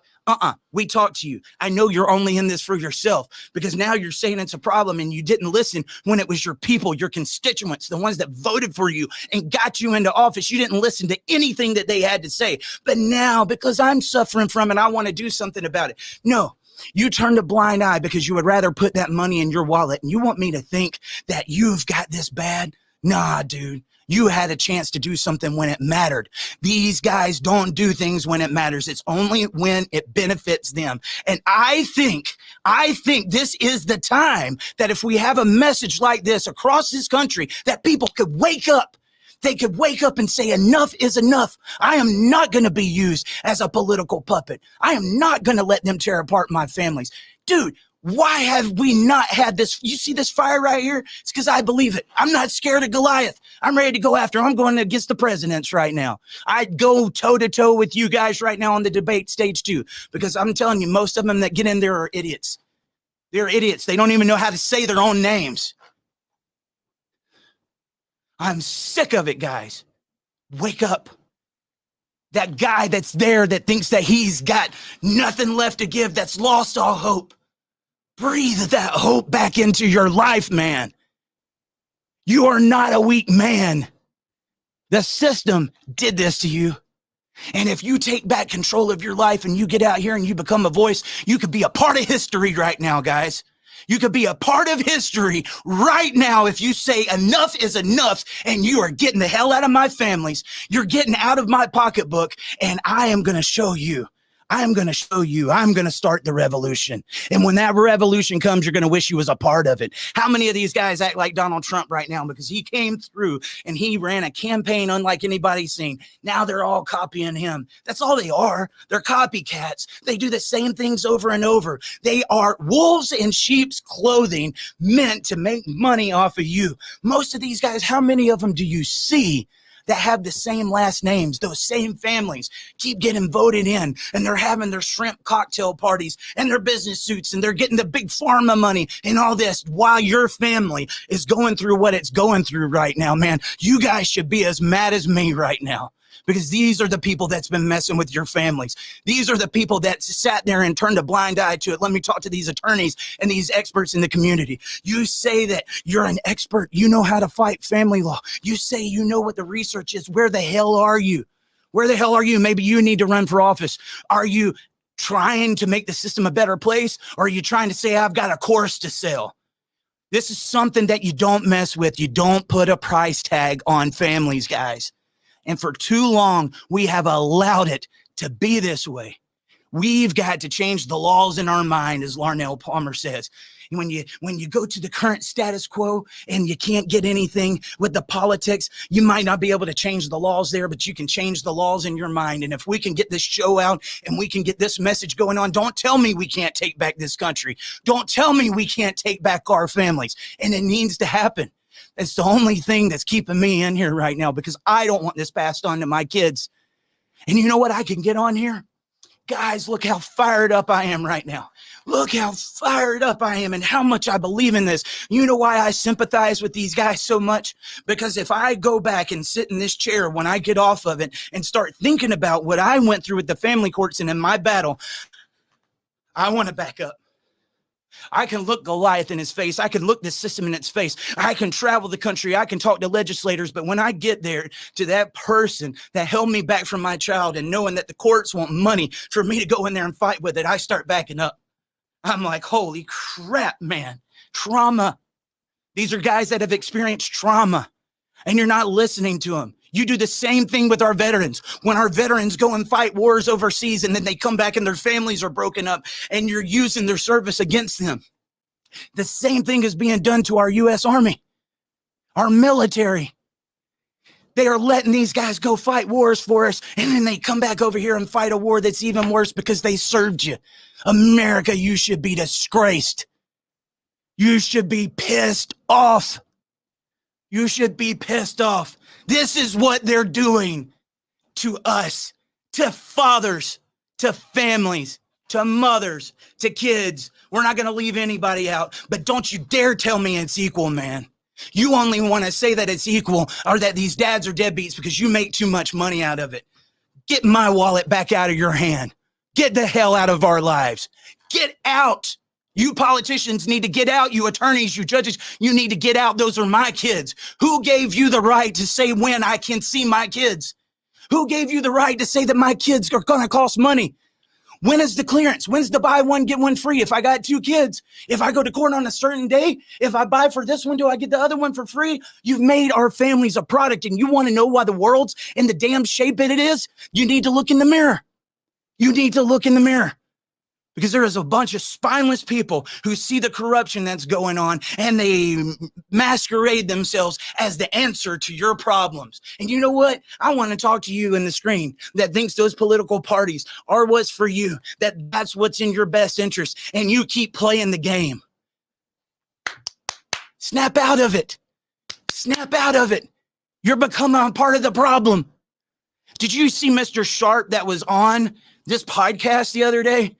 He's libertarian. I know they think that the libertarians can't win, but I've interviewed thousands of legislators and I sit down and I'm like, man, why can't we have this man in office? The ones that need to win are the ones that don't win because they made it a circus. They made about who can spend the most money. It's pretty sad that when somebody runs on making this country a better place, you want to know what they do? They go in like a parent. They repeat everything that the party's supposed to. I'm for abortion. Or I'm for LGBTQ. Or I'm against abortion. I'm against LGBT. They go and do this same bullcrap. And then they tell you, my opponent's evil. My opponent's evil. I need money. They've outspent me. They're going to do this. And if you don't want to see this country go to crap, we need you to vote for us. We need you to send us money. Send now. I even got you a letter in here. It's got an envelope, $250, $500, $1,000. This is the way that you can fight back for your country, is by giving me your hard-earned money that we've already screwed up several times and giving it to you. That's what they're doing. You hear me, guys? I'm fired up. You're damn right I'm fired up. They've made you think that the more you want to fight for your country, the more that you will pay to get one of the political gangs in. Change the laws in your mind. Change the laws in your mind. Change the way you speak. Don't allow those narratives in your life, and you let them know, I'm not a puppet. I am not a puppet. You pissed off the wrong dad here. And I promise you, I'll go all the way to the top. I am ready for whatever you want to bring my way. I am not a saint. I told you, I've done a lot of stuff in my past, but you don't mess with my family. And I am a good dad. I don't want a price tag on my family. You have no reason to put that price tag on my family. Tell me what is that I do to put a price tag on my family. These guys down here in the comments that spent every dollar that they've got, their savings and everything. What did they do for you to put a price tag on their families? That's something we need to rip those price tags off, guys. We need to rip them off. I am so pissed off right now. I am so pissed off. I'm not saying not to Jamie Bixby said, don't vote right now. Dude, I would have loved for you to vote for Larry Sharp. I would have loved for you to. But you know what it's going to take? It's going to take some people that change their minds and say, we can get somebody on the outside in. We can get somebody that's not the status quo in. Because when you don't, and you have this person in here, this is what you got. Could you imagine if a libertarian would have won the governorship of New York? The message that would send? Game on, baby. Game on. That shows the establishment we can do it without you. There was a guy that everybody should be paying attention to right now. I got more involved in politics than I ever wanted to get involved in. And God, if I never have to talk to another politician or go to another conference, it couldn't be soon enough. I'm telling you, I'd rather watch the paint dry on the walls because it's nothing but a bunch of virtue signaling. I'll do this for you. Bullshit, man. Bullshit. If you was going to do it, you would do it before I have to talk to you. You're the one that ran to get the position to make the laws for the country, and you need somebody to come bring it to your attention. What needs to be done? You don't need to be in office. We need some fighters. That's what we need, is some fighters. But there was the guy up in the Northeast. He had the guy that ran with tons of money and was an incumbent. It is very hard to beat somebody that's already in office. He was a truck driver, normal, everyday truck driver. I was a truck driver. He won his campaign with, guess how much? $250. $250 he won his position. Because he connected with the people. Not because he spent the money, but because he connected with the people. They want this system the way it is. They want you blinded because we are voting blindly, not even knowing who people are. Because of color and because of the letter that's beside their name. You're going to tell me that you vote blue or you vote red just because of whatever they're supposed to do? That's racist. That's racism right there. They're for me because they got this color.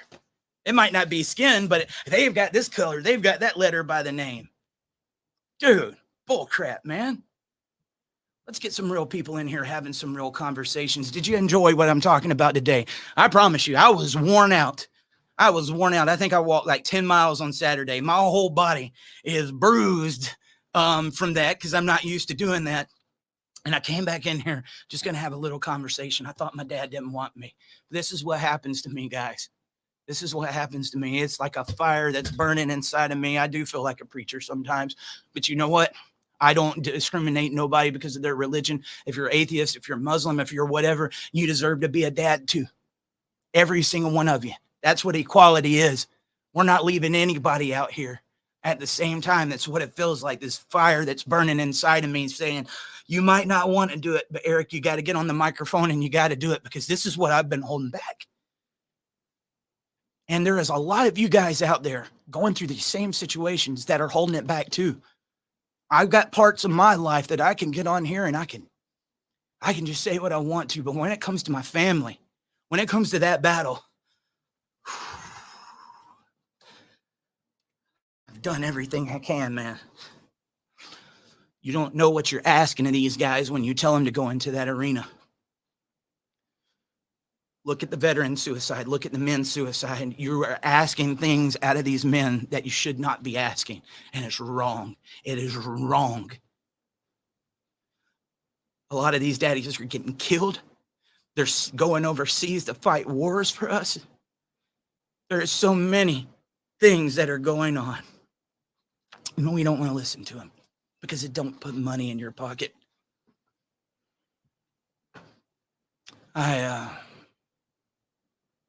I just don't know, man. That's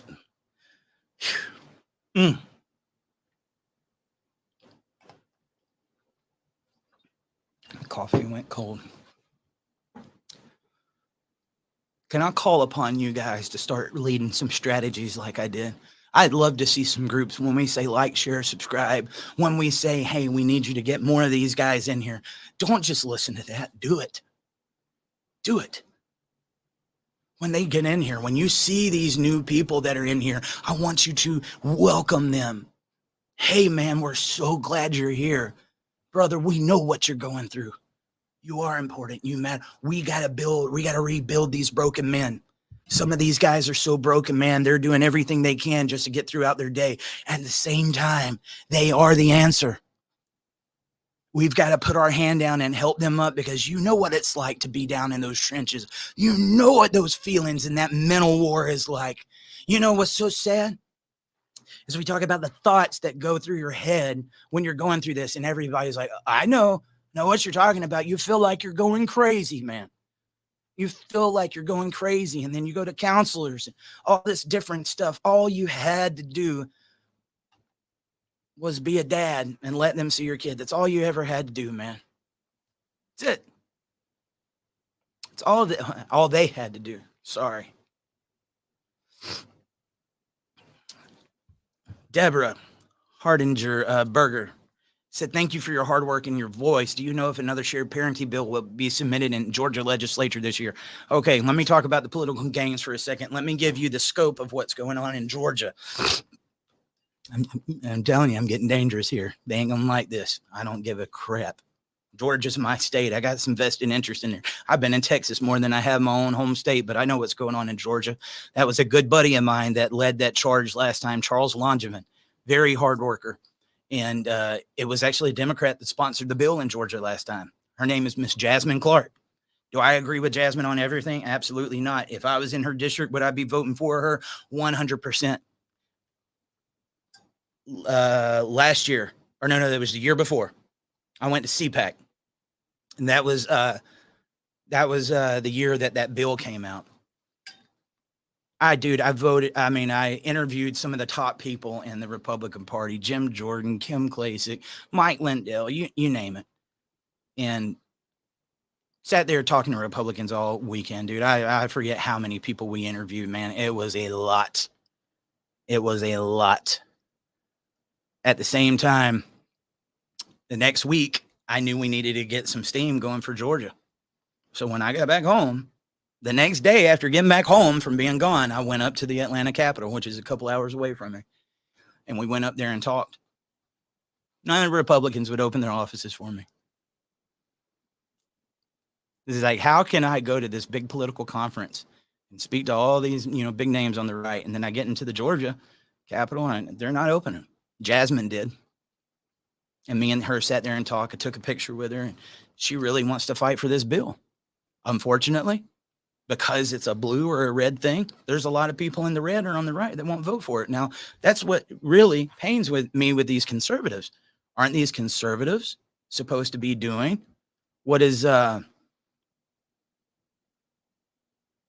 me a second, it's trying to throw notifications up. Aren't these conservatives supposed to be doing what's in the best interest of the child and for the nuclear family?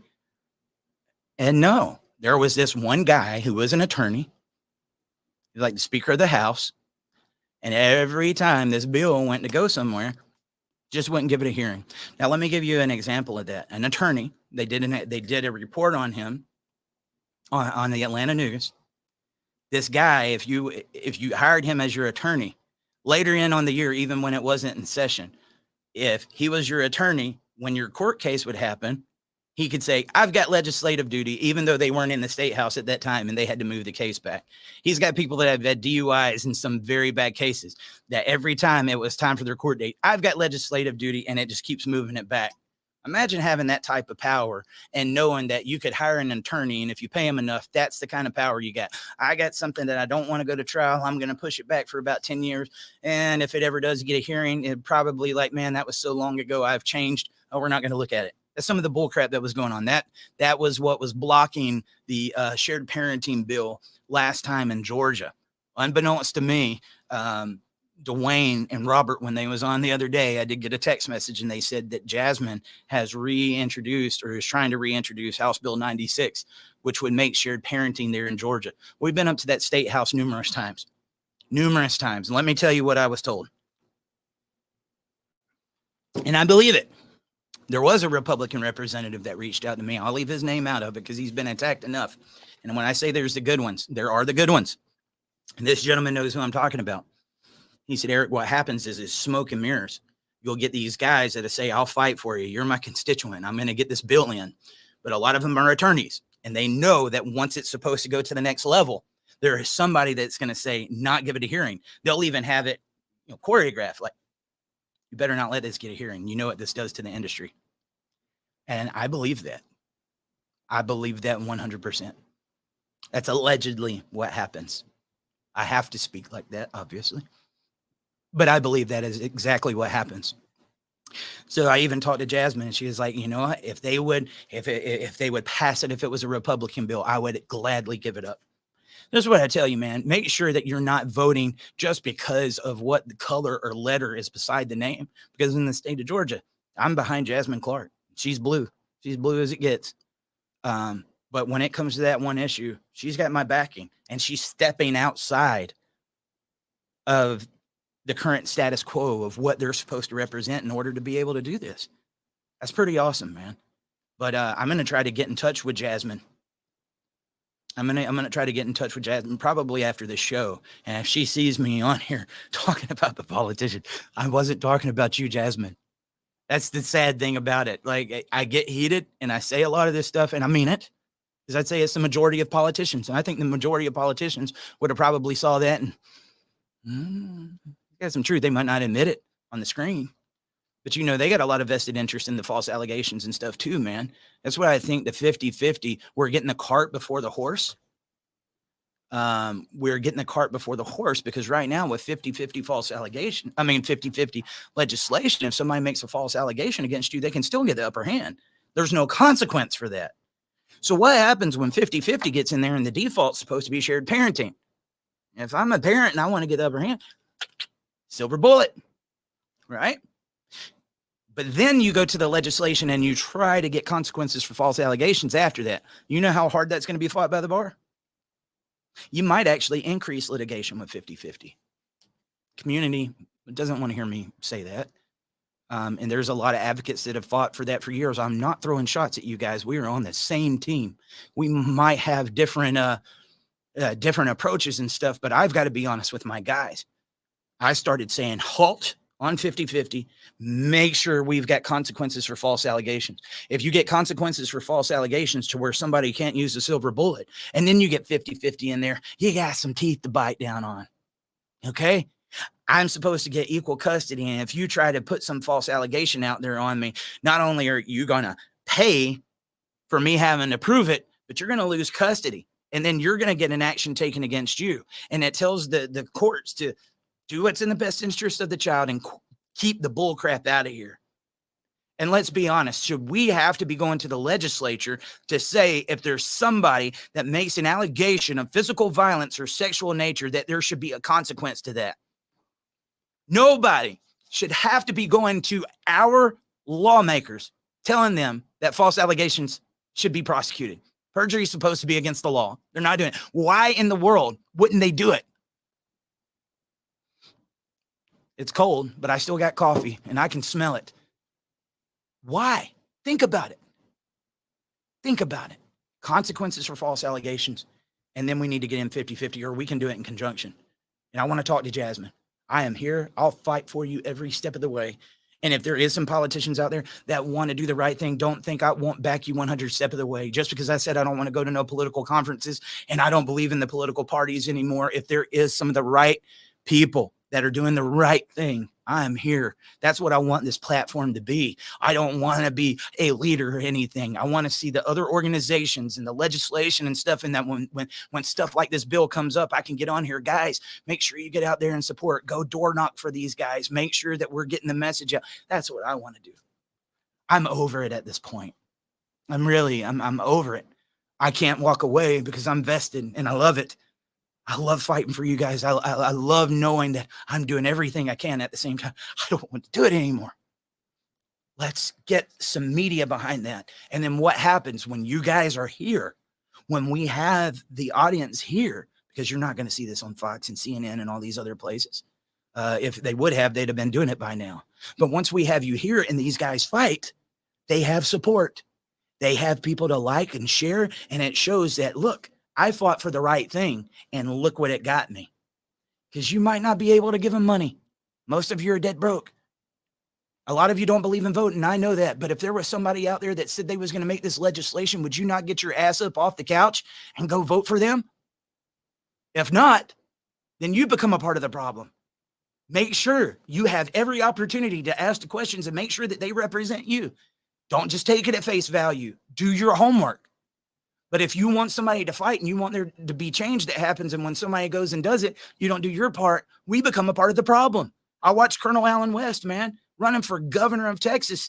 That guy ran on everything that you could possibly want any minute. Our movement is not organized. It's hard to tell people to fight for us when we don't have all of you here. If we could get all of you here, watch what happens. Watch what happens.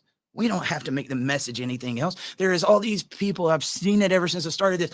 Oh, you got to watch this. You got to watch this. It doesn't look good. The legislators want to. Dude, I've went in there and I've had some of the conversations just like I did here today, open behind closed doors, and they respect that. A lot of those memes I get criticized for, representatives are liking that. I see it all the time. The real ones know what's going on, and you don't have to act fake.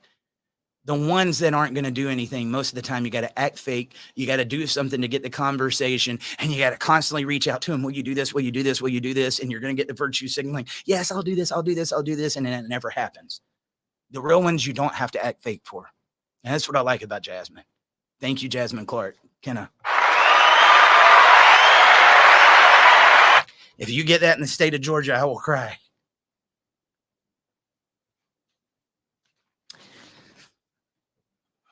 I'll throw a rally so big. We'll be there. Bells and whistles on, man. Thank you, lady. I gotta reach out to her.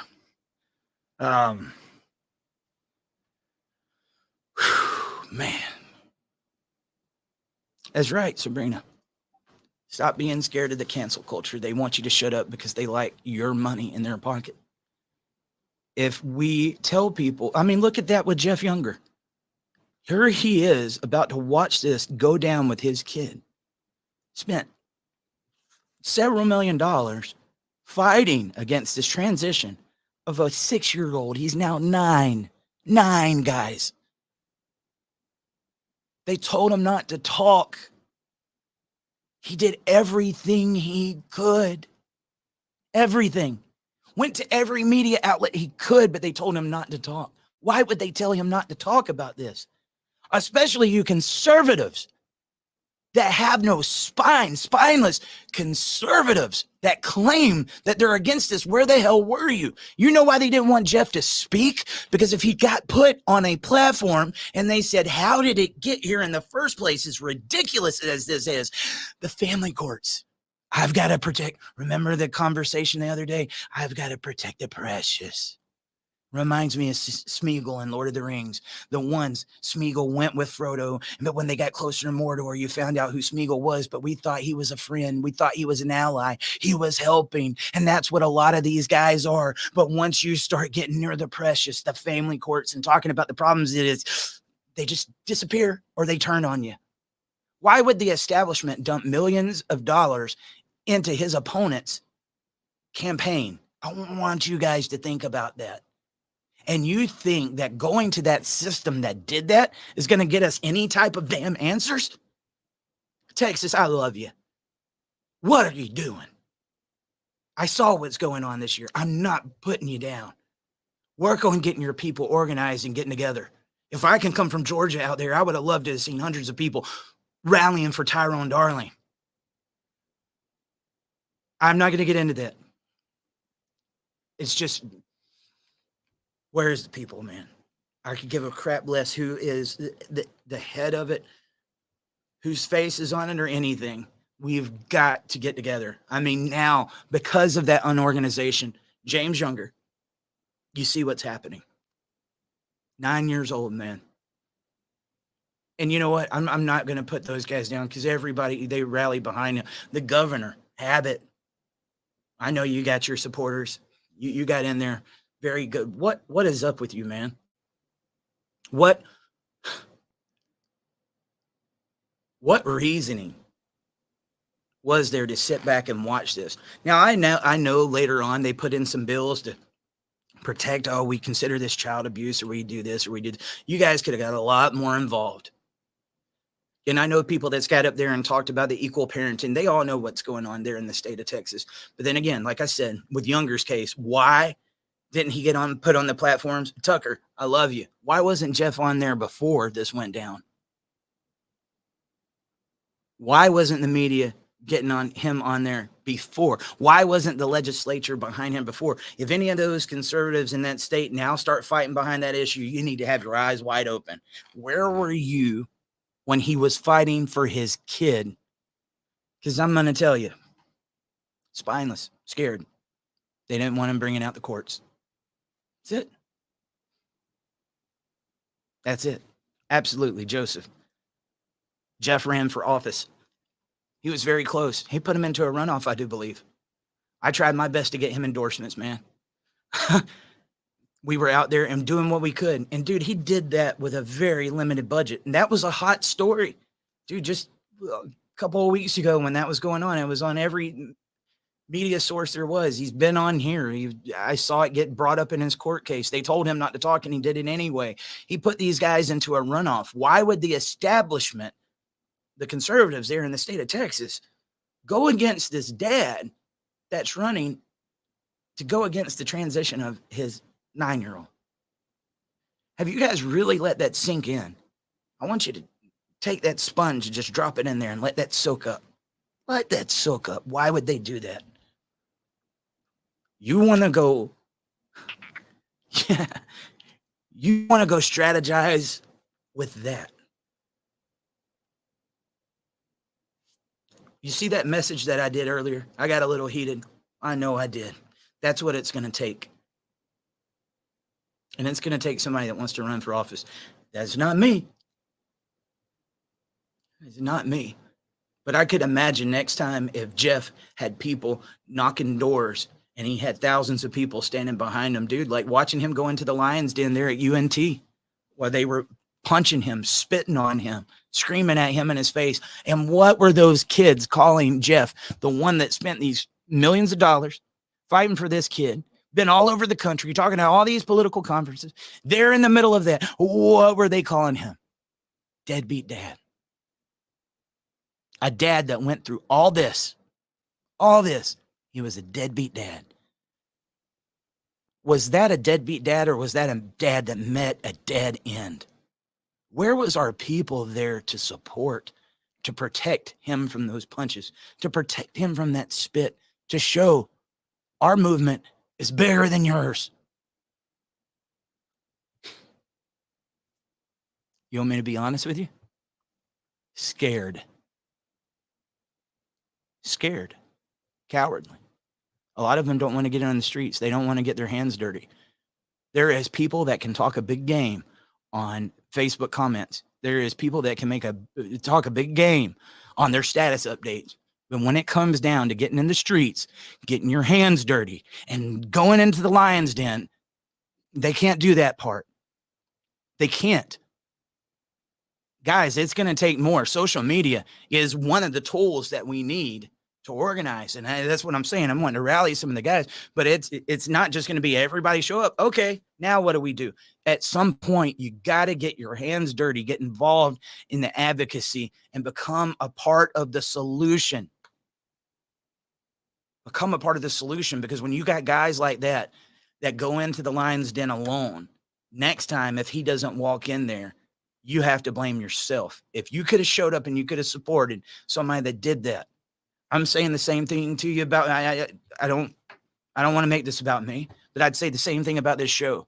If you sit back and watch when they make attacks, when we are crying for your help, when we're begging for you to support the show right there, buy the cups or anything, and we're sitting there saying, we want to fight for you, we want to keep the show going, we want to do this, and you don't support, we are not the reason here when it doesn't happen.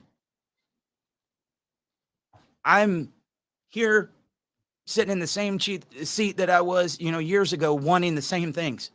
I might have a different strategy and different thoughts on how to get it there, but I'm still sitting here and fighting for the same things and asking for the same resources and the same help.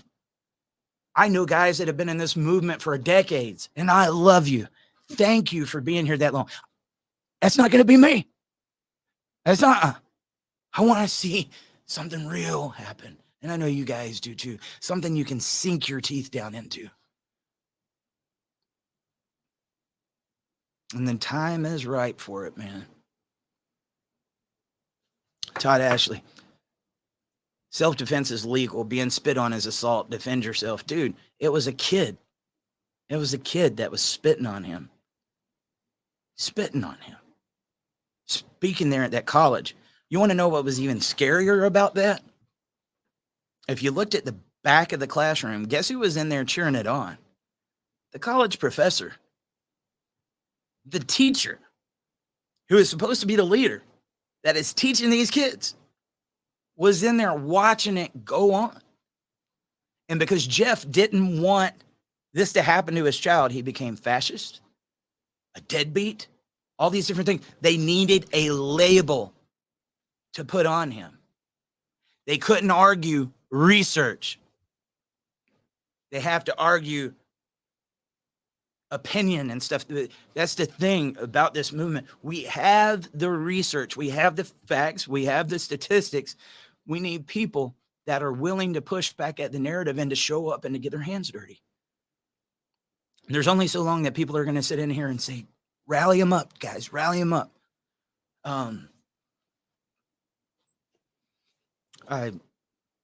I'm sorry that he had to go do that, but I know what that's like. I've walked into the lion's den before, and I'm going to tell you, it's not fun. It's not fun. You guys want somebody that gets out there, say the truth, Eric, say the truth, do this, do that. And then you want me to show up alone when I go to some of these events? Man, let's speak up about the custody exchange murders. Let's get out there. Let's show everybody what's going on. Then we show up and you don't show up. Well, I got something going on tonight. Or, Eric talks too much about dads. You know how much I hear that? Eric talks too much about dads. That's the reason for not supporting me. I wear that label proudly.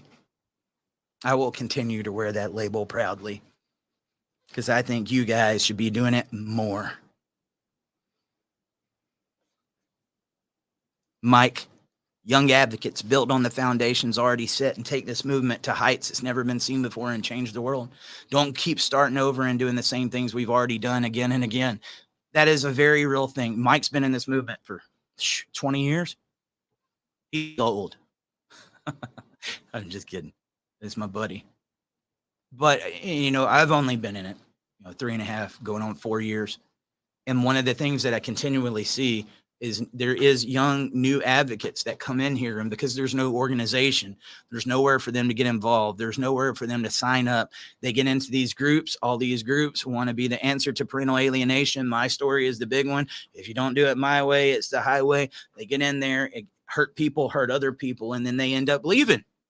Or another common thing that we see is the same people saying the same things. We need to rally.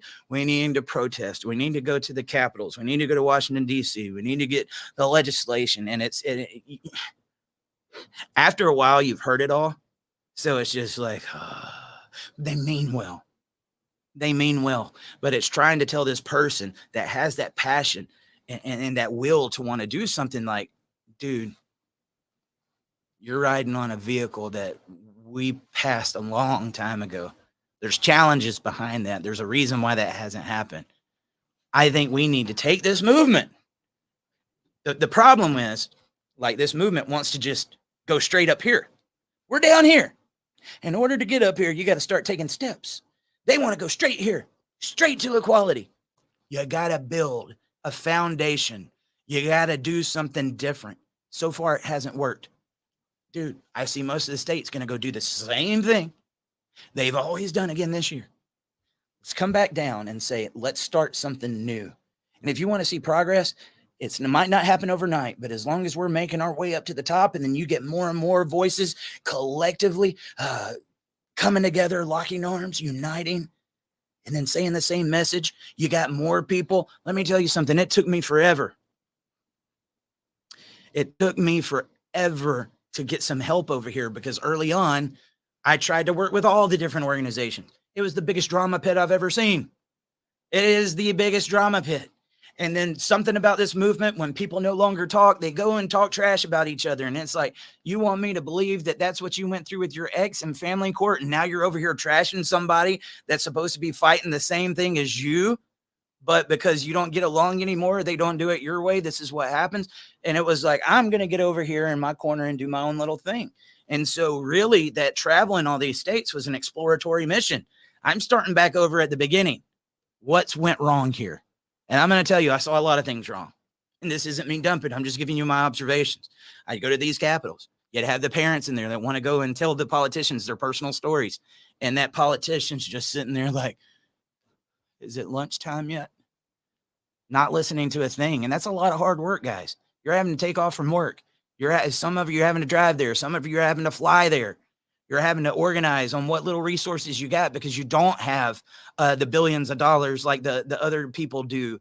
And it was being done wrong. And these guys have put everything they got into it. And then eventually they say, this ain't going to happen. I'm done. I'm over it.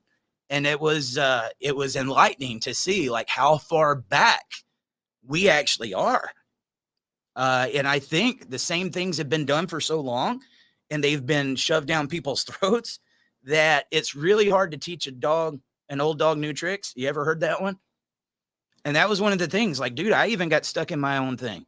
I thought showing up to the political conferences, doing the podcast with the different people and the stuff that I was doing, this is the answer. And then I just had to sit back. And it was when I had a talk with a good friend of mine. I mean, he's been doing this way longer than me. I think like 20 or 30 years, Mr. Paul Elam. He was in the Red Pill, Voice for Men. And me and him was in a personal conversation one day.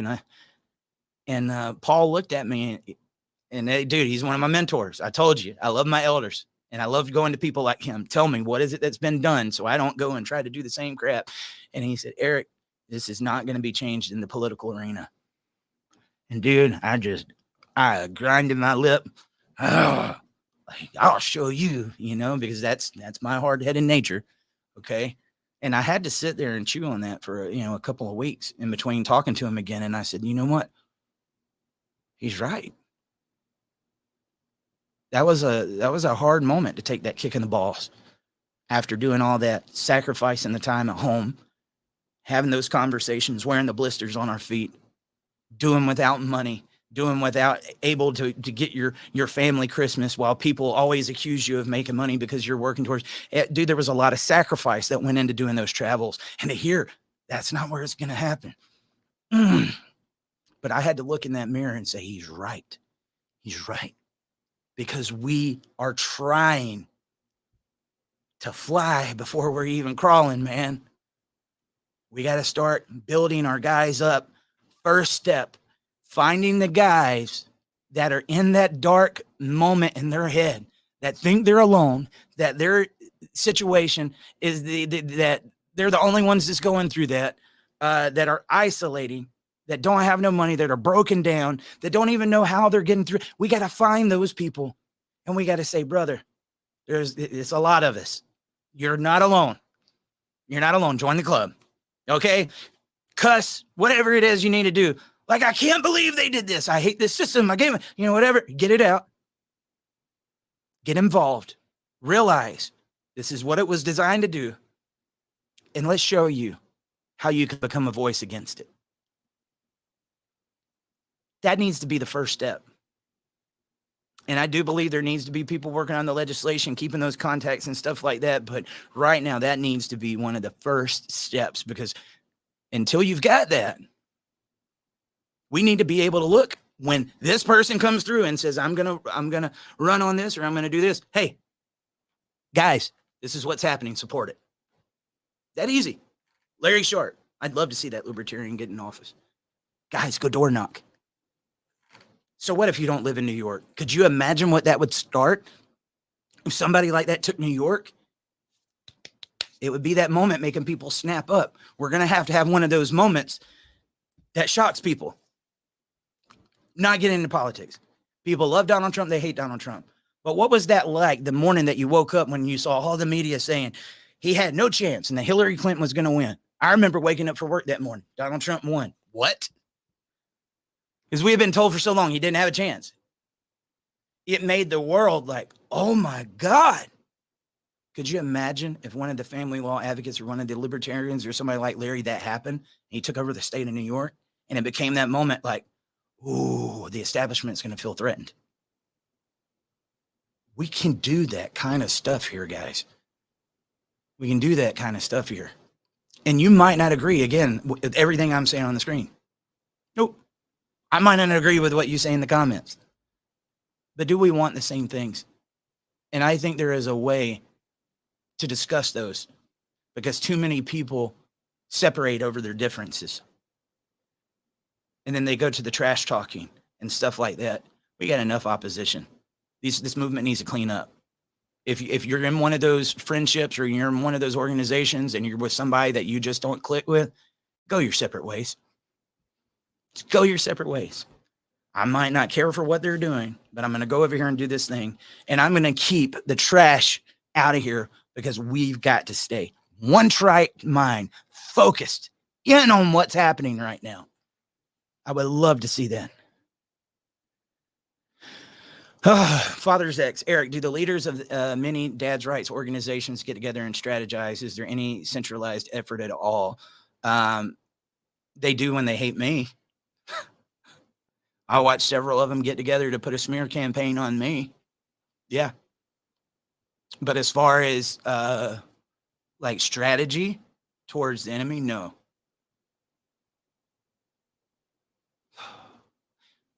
I said I wasn't going to talk about the bull crap behind the scenes, but I'm just going to be honest with you. That's what happens. They'll fight each other more than they fight the actual cause. And early on, when I got here, this is another thing that like a lot of the newcomers do. I'm not saying that you're a newcomer, but man, we need to unite. We need to get all these organizations together. I did that. And I found myself in the middle of the biggest high school, middle school drama pit I've ever been in my life, dude. At one point in time, I was making more content for other organizations, and I was doing dad talk, and my page was way bigger. My page was way bigger, but I didn't care. If you're doing the right thing, you got to remember, I've done a lot in politics in the past few years, but when I first got here, I hated politics. I was talking like you heard me talking earlier. But then Eric, no, you got to stop that. politics is the way. You got to go talk to your lawmakers. And because I thought that was what was best for the movement, dude, go look over the past 3 years, the fake conversations I had with the lack of any genuineness of what this podcast has been. This past 2 or 3 months has been one of the most refreshing things in my life, dude, because I refound myself just like I did once I got out of that divorce. And I remembered what I was fighting for. I don't have to change my voice for anybody. And I know what I'm fighting for. And if you guys want to sit there and fight amongst yourself, you do that. I've got a one-track mind here. And if you guys see that crap, you guys see that BS that's going on, a lot of times what it is, if you got a big page, they want to attack you so that you can get into a public beef to hopefully get some spotlight on themselves. It is that petty. I had one the other day. He's like, what, you need some views? You need some followers? I see. You're getting 5 over here, right? You're getting 5 views. Okay, you need to attack Dad Talk. You think I'm going to sit there and battle with you? You think I'm just going to sit there and talk about strategy? Bull crap. I'm going to block you and I'm going to move on because you showed me where your intentions are. I could be an ally.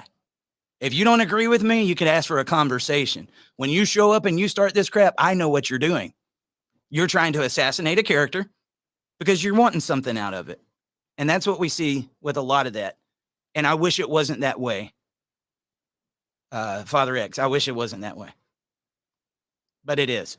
And I am so tired of hearing people tell me, oh, you need to go. It's like, you have no idea what I've been through trying to do that. And then when people claim that I'm making tons of money doing this, guys, I spent all last year trying to pay back money that I put my nuts on the chopping block, trying to make money for this movement so that we could get forward. There's your honesty. I'm still in debt for it. I haven't made money on this. And it'll be a long time. I should be.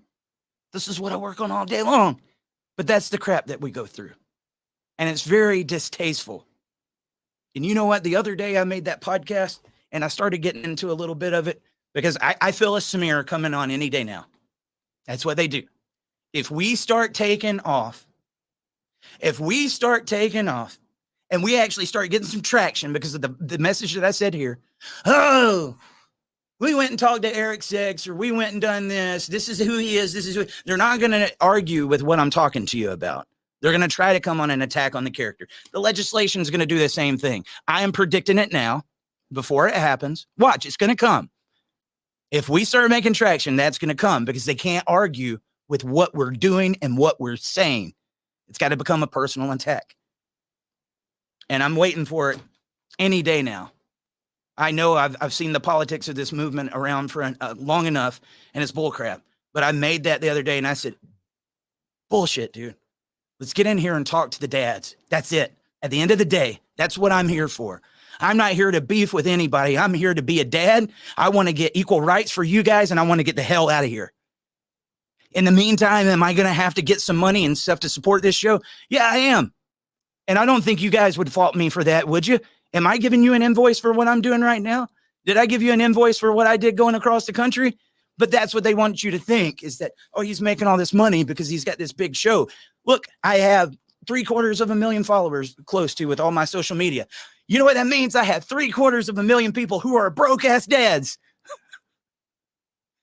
It's worse than anybody can think. There is no shortage of people reaching out. Give me. I need this. And I had to detach from a lot of the messages because I could never do what I'm doing right now. I was constantly in messages trying to hear about people's cases and trying to save people that don't care whether you sink while you're trying to help, right? And so, is there any centralized effort at all? I speak with National Parents Organization. When it comes to the 50-50 issue, they've got their crap together, man. They're good people. I love them. I know that they probably sit back sometimes and probably like Eric and talking too much about dads, or he's letting too much of the background in. And if that's it, y'all, I'm sorry. I'm giving it my heart. MPO, great organization, great with shared parenting, very organized. Research is impeccable. When I need research behind these issues, that's who I go to. I'm paying you some compliments and people, okay, that I agree with. There was another one that I was talking to not long ago. Oh, I don't want to say their names because I can't remember it right off. But there's some good ones that really do want to do the right thing. And then dads, Australia, I had some people like, Eric, why in the world would you want to go to Australia?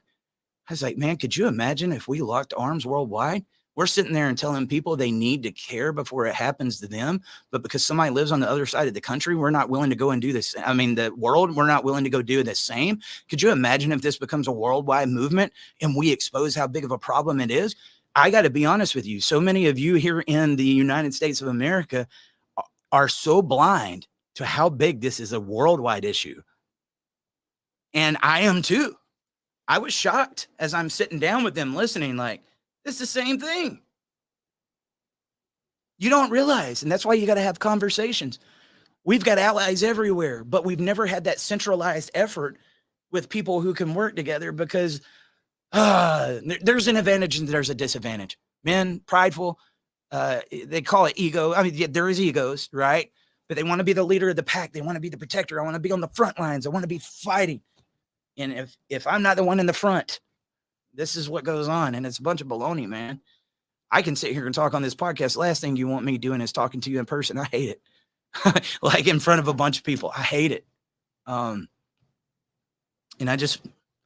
I'm waiting for the day for Superman to come, which is kind of funny. I was talking to Superman a couple of days ago. He was Superman. That might be coming on the show very soon. I don't want to ruin that surprise. But do they get together and strategize? Should. I'll tell you, am I open to talking to some of them now? No, I'm not. Because, dude, anytime that I tried to put effort in the past, you know what I did? I ended up wasting a bunch of time, stressing myself up, raising my blood pressure, and getting nothing done. One of the hardest things over here at Dad Talk is trying to keep up with all the messages and everything, but I've kept my circle small. With my circle small, the drama is very small, if any. And so we can get a lot done. I don't have to go through all this chain of command and the political nonsense. I just say, look, dude, if I see something needs to be done, we're going to do it. If we go there and it wasn't what we thought it was, we're going to adjust. We're going to take our notes and then we're going to go do something different. If it did work, we're going to go do it again. Right. And so we can make decisions like this without a bunch of, dude, the group chats is crazy. I would say a lot of what holds us back from getting ahead with this issue is the people that call themselves grassroots. And nobody says anything when you're attacked. They only notice when you retaliate. You know, that was one thing the other day. Like, I was ready to finally just come out and talk about it. I'm not doing it, man. From now on, you stick to the issues. If you're not fighting towards equality, if you're not fighting for these dads, I got nothing for you. You want to attack me? Fine. Have fun. Have your little party. I ain't got time for you. I just ain't. Block, move on. They can't stand it when you do that. You want to know somebody that likes to argue just like your ex? When you stop playing with it, watch how mad they get. Because they just want it. They want that argument. You ever met that person that no matter what you do, I just got to get you in there. I got to say something. I got to gaslight you. I can't stand it, man. But anyway, yeah, man. Check that out. All right, that's gonna be. I'm starting to see like there's advocates in these groups that like you need to watch out for and stuff like that. Dude, that's the part. It brings me down, dude. It brings me down. I get a lot of flack sometimes for not talking to more people. And one of the reasons that I don't is I try not to get involved in it, right? The more time that we put towards the drama, or who is this person really, or what is this? And I think a lot of that comes from the family courts because people are so used to fighting. That's what the family courts got you to do. And we're in here talking about family court stuff. Who are they? What are they doing? Are they narcissists? Are they? It gets them so, and then it gets caught up in these groups too, man. And it's like, if they reach out, like, psh, don't touch it. And then I become an enemy because I don't want to pick a side. You're damned if you do, you're damned if you don't. It's just like a family court battle, doing advocacy work. I'll leave that there. It's bullcrap. Eyes on the prize, guys. Eyes on the prize. All right, that's gonna be it. I hope you enjoyed that, man. First day back in the saddle, and it felt good. It felt good. I I pray every day that this would be over someday soon. If I'm being honest with you, I'm one of the guys that wants to fly too. I want it to go from here to there because I want it to be over with at the same time. Let's start building on the building blocks. If we can get some people, I mean, you don't have to have an organization. If just these dads come in as dads, you don't have to have nothing by your name. If we all can accomplish this, everybody can. If you want credit, you can have credit for it. But we can change the world. I'm not doing this for credit. I'm doing this for it to be over, and because I wanted to be a dad. Do I have some self-serving interest in that? Yeah, I do. I want to protect my family. I want to protect myself, but I also want to protect everybody else. I want to protect the world. But do I have strong feelings towards it too? Absolutely. Yes, I do. Hell yeah, I do. That's why I'm about to call my legislator, even though I'm sour on politics, hearing that there's a bill out. I'm going to go see how I can help. As sour as you just guys heard me, if she needs some help putting some media on this, let's do it. That's what we were called to do. And when we come, treat them with respect. One of the things that I had that was very hard is when I would get some of these guys to finally speak out on the issues. We'd get some of these, people in here, and they might not say what these parents want, and these parents would jump on them. You got to be careful with that, guys. That's the world is so quick. Like, you can meet somebody right now. If you're a liberal, I hate you. You can meet somebody right now. If you're a conservative, I hate you. Is that really what's came to our world? That's all you need to know about somebody before you can just choose a side and completely shut somebody out? Where's the conversations? We're going to have people on this show that are not going to know about Title 4D and Section 8 and some of that. Some of them might be lawmakers. But you know what makes me happy is if they sit down with us and they have a conversation. That's how you find out stuff. That's how you talk. That's how you learn. It's a different thing if they start saying you're full of crap and then, calling you names and stuff. But if somebody sit down and have a conversation and they're intrigued about it, this community needs to be welcoming. Thank you for speaking out. Sir, I respectfully disagree. I understand where you're coming from, but I would ask you, please look at it like this or ask yourself this question. If we can change that, again, the narrative about dads, anytime you show emotions or you're really passionate, I know earlier, I was talking about politics, that passion, that emotion is used against me. Well, look at him. That's how he used to talk to me in the bedroom. Bullshit.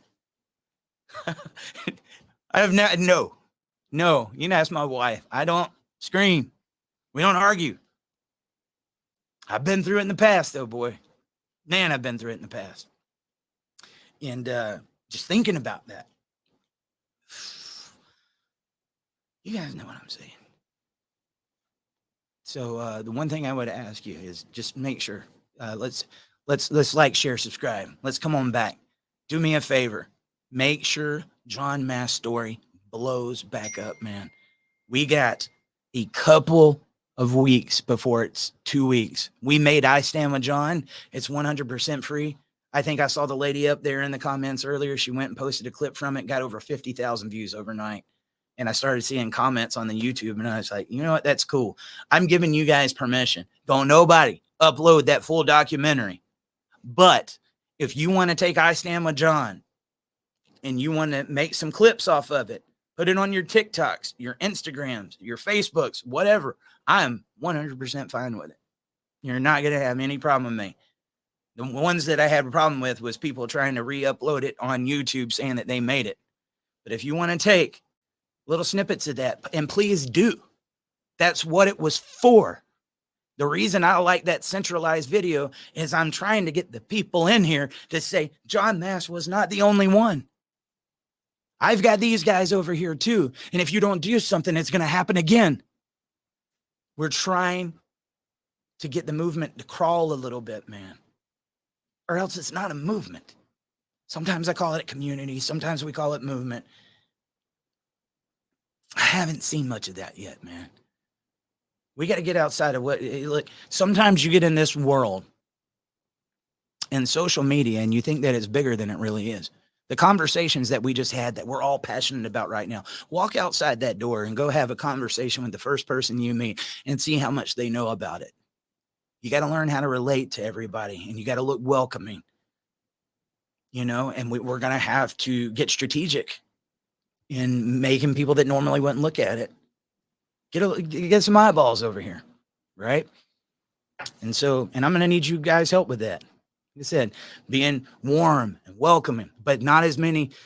It can be confusing sometimes, because in here, I think it's this big thing, and it is this big thing. But out there, it's another story. Out there, it's the narrative. They might not know about your fight when you walk outside, but just about every one of them know the narrative. Think about that, man. Think about that. All right, guys, that's it. Like, share, subscribe. Thank you so much. Am I pointing in the right place? Yes. Cash App, Venmo, Patreon, Dad Talk Today, no spaces. Cash App and Venmo is a one-time donation. Whatever you want to send, even $1, man, every little bit helps. Patreon is where you can sign up to do a monthly pledge. If you believe in our show and you believe what we're doing and you want to keep me on here doing what I'm doing right now, I'm telling you, man, every little bit helps. Patreon.com/Dad Talk Today. We've got the memberships over there on YouTube. Please use them. If you do that, again, that's like a monthly pledge. I think it's like $5 a month. And it's the same thing over on Facebook. We got memberships on both. Or you can do super chats, where you can super chats or stickers over there on YouTube, where you can pledge any amount. And then stars over on Facebook. It's the same thing. And we need that, guys, because I'm really ready to push and to mobilize like we have never done before. This was just the message of me talking to this community right now. Now, when I go out from here and I get into a different arena with people that aren't used to seeing it, guess what? I'm not changing. That attitude, I used to morph. Mighty Morphin Power Rangers. Let me make it look a little bit more friendly. No, dude, I'm done with that. This is what it is. You either want to become a part of the solution or you are a part of the problem. And we need your help right now, because the world is very fast becoming something that is hard for us to recognize. The nuclear family is being torn to pieces. And I have to believe, I know that it's attacking that patriarch, attacking that masculinity that got us here. That's not misogynistic. That's truth. We want equality. We don't want superiority. We want to be dads. We don't want to be deadbeats. If you come with your narrative, we're going to correct it. Hashtag, we ain't your baby's daddy. Please make that one happen, guys. Please. All right. All right. I love you guys. I will see you tomorrow morning. I guess around 10 a.m. Let's do it again. See ya. Now the sky is wrong with regret.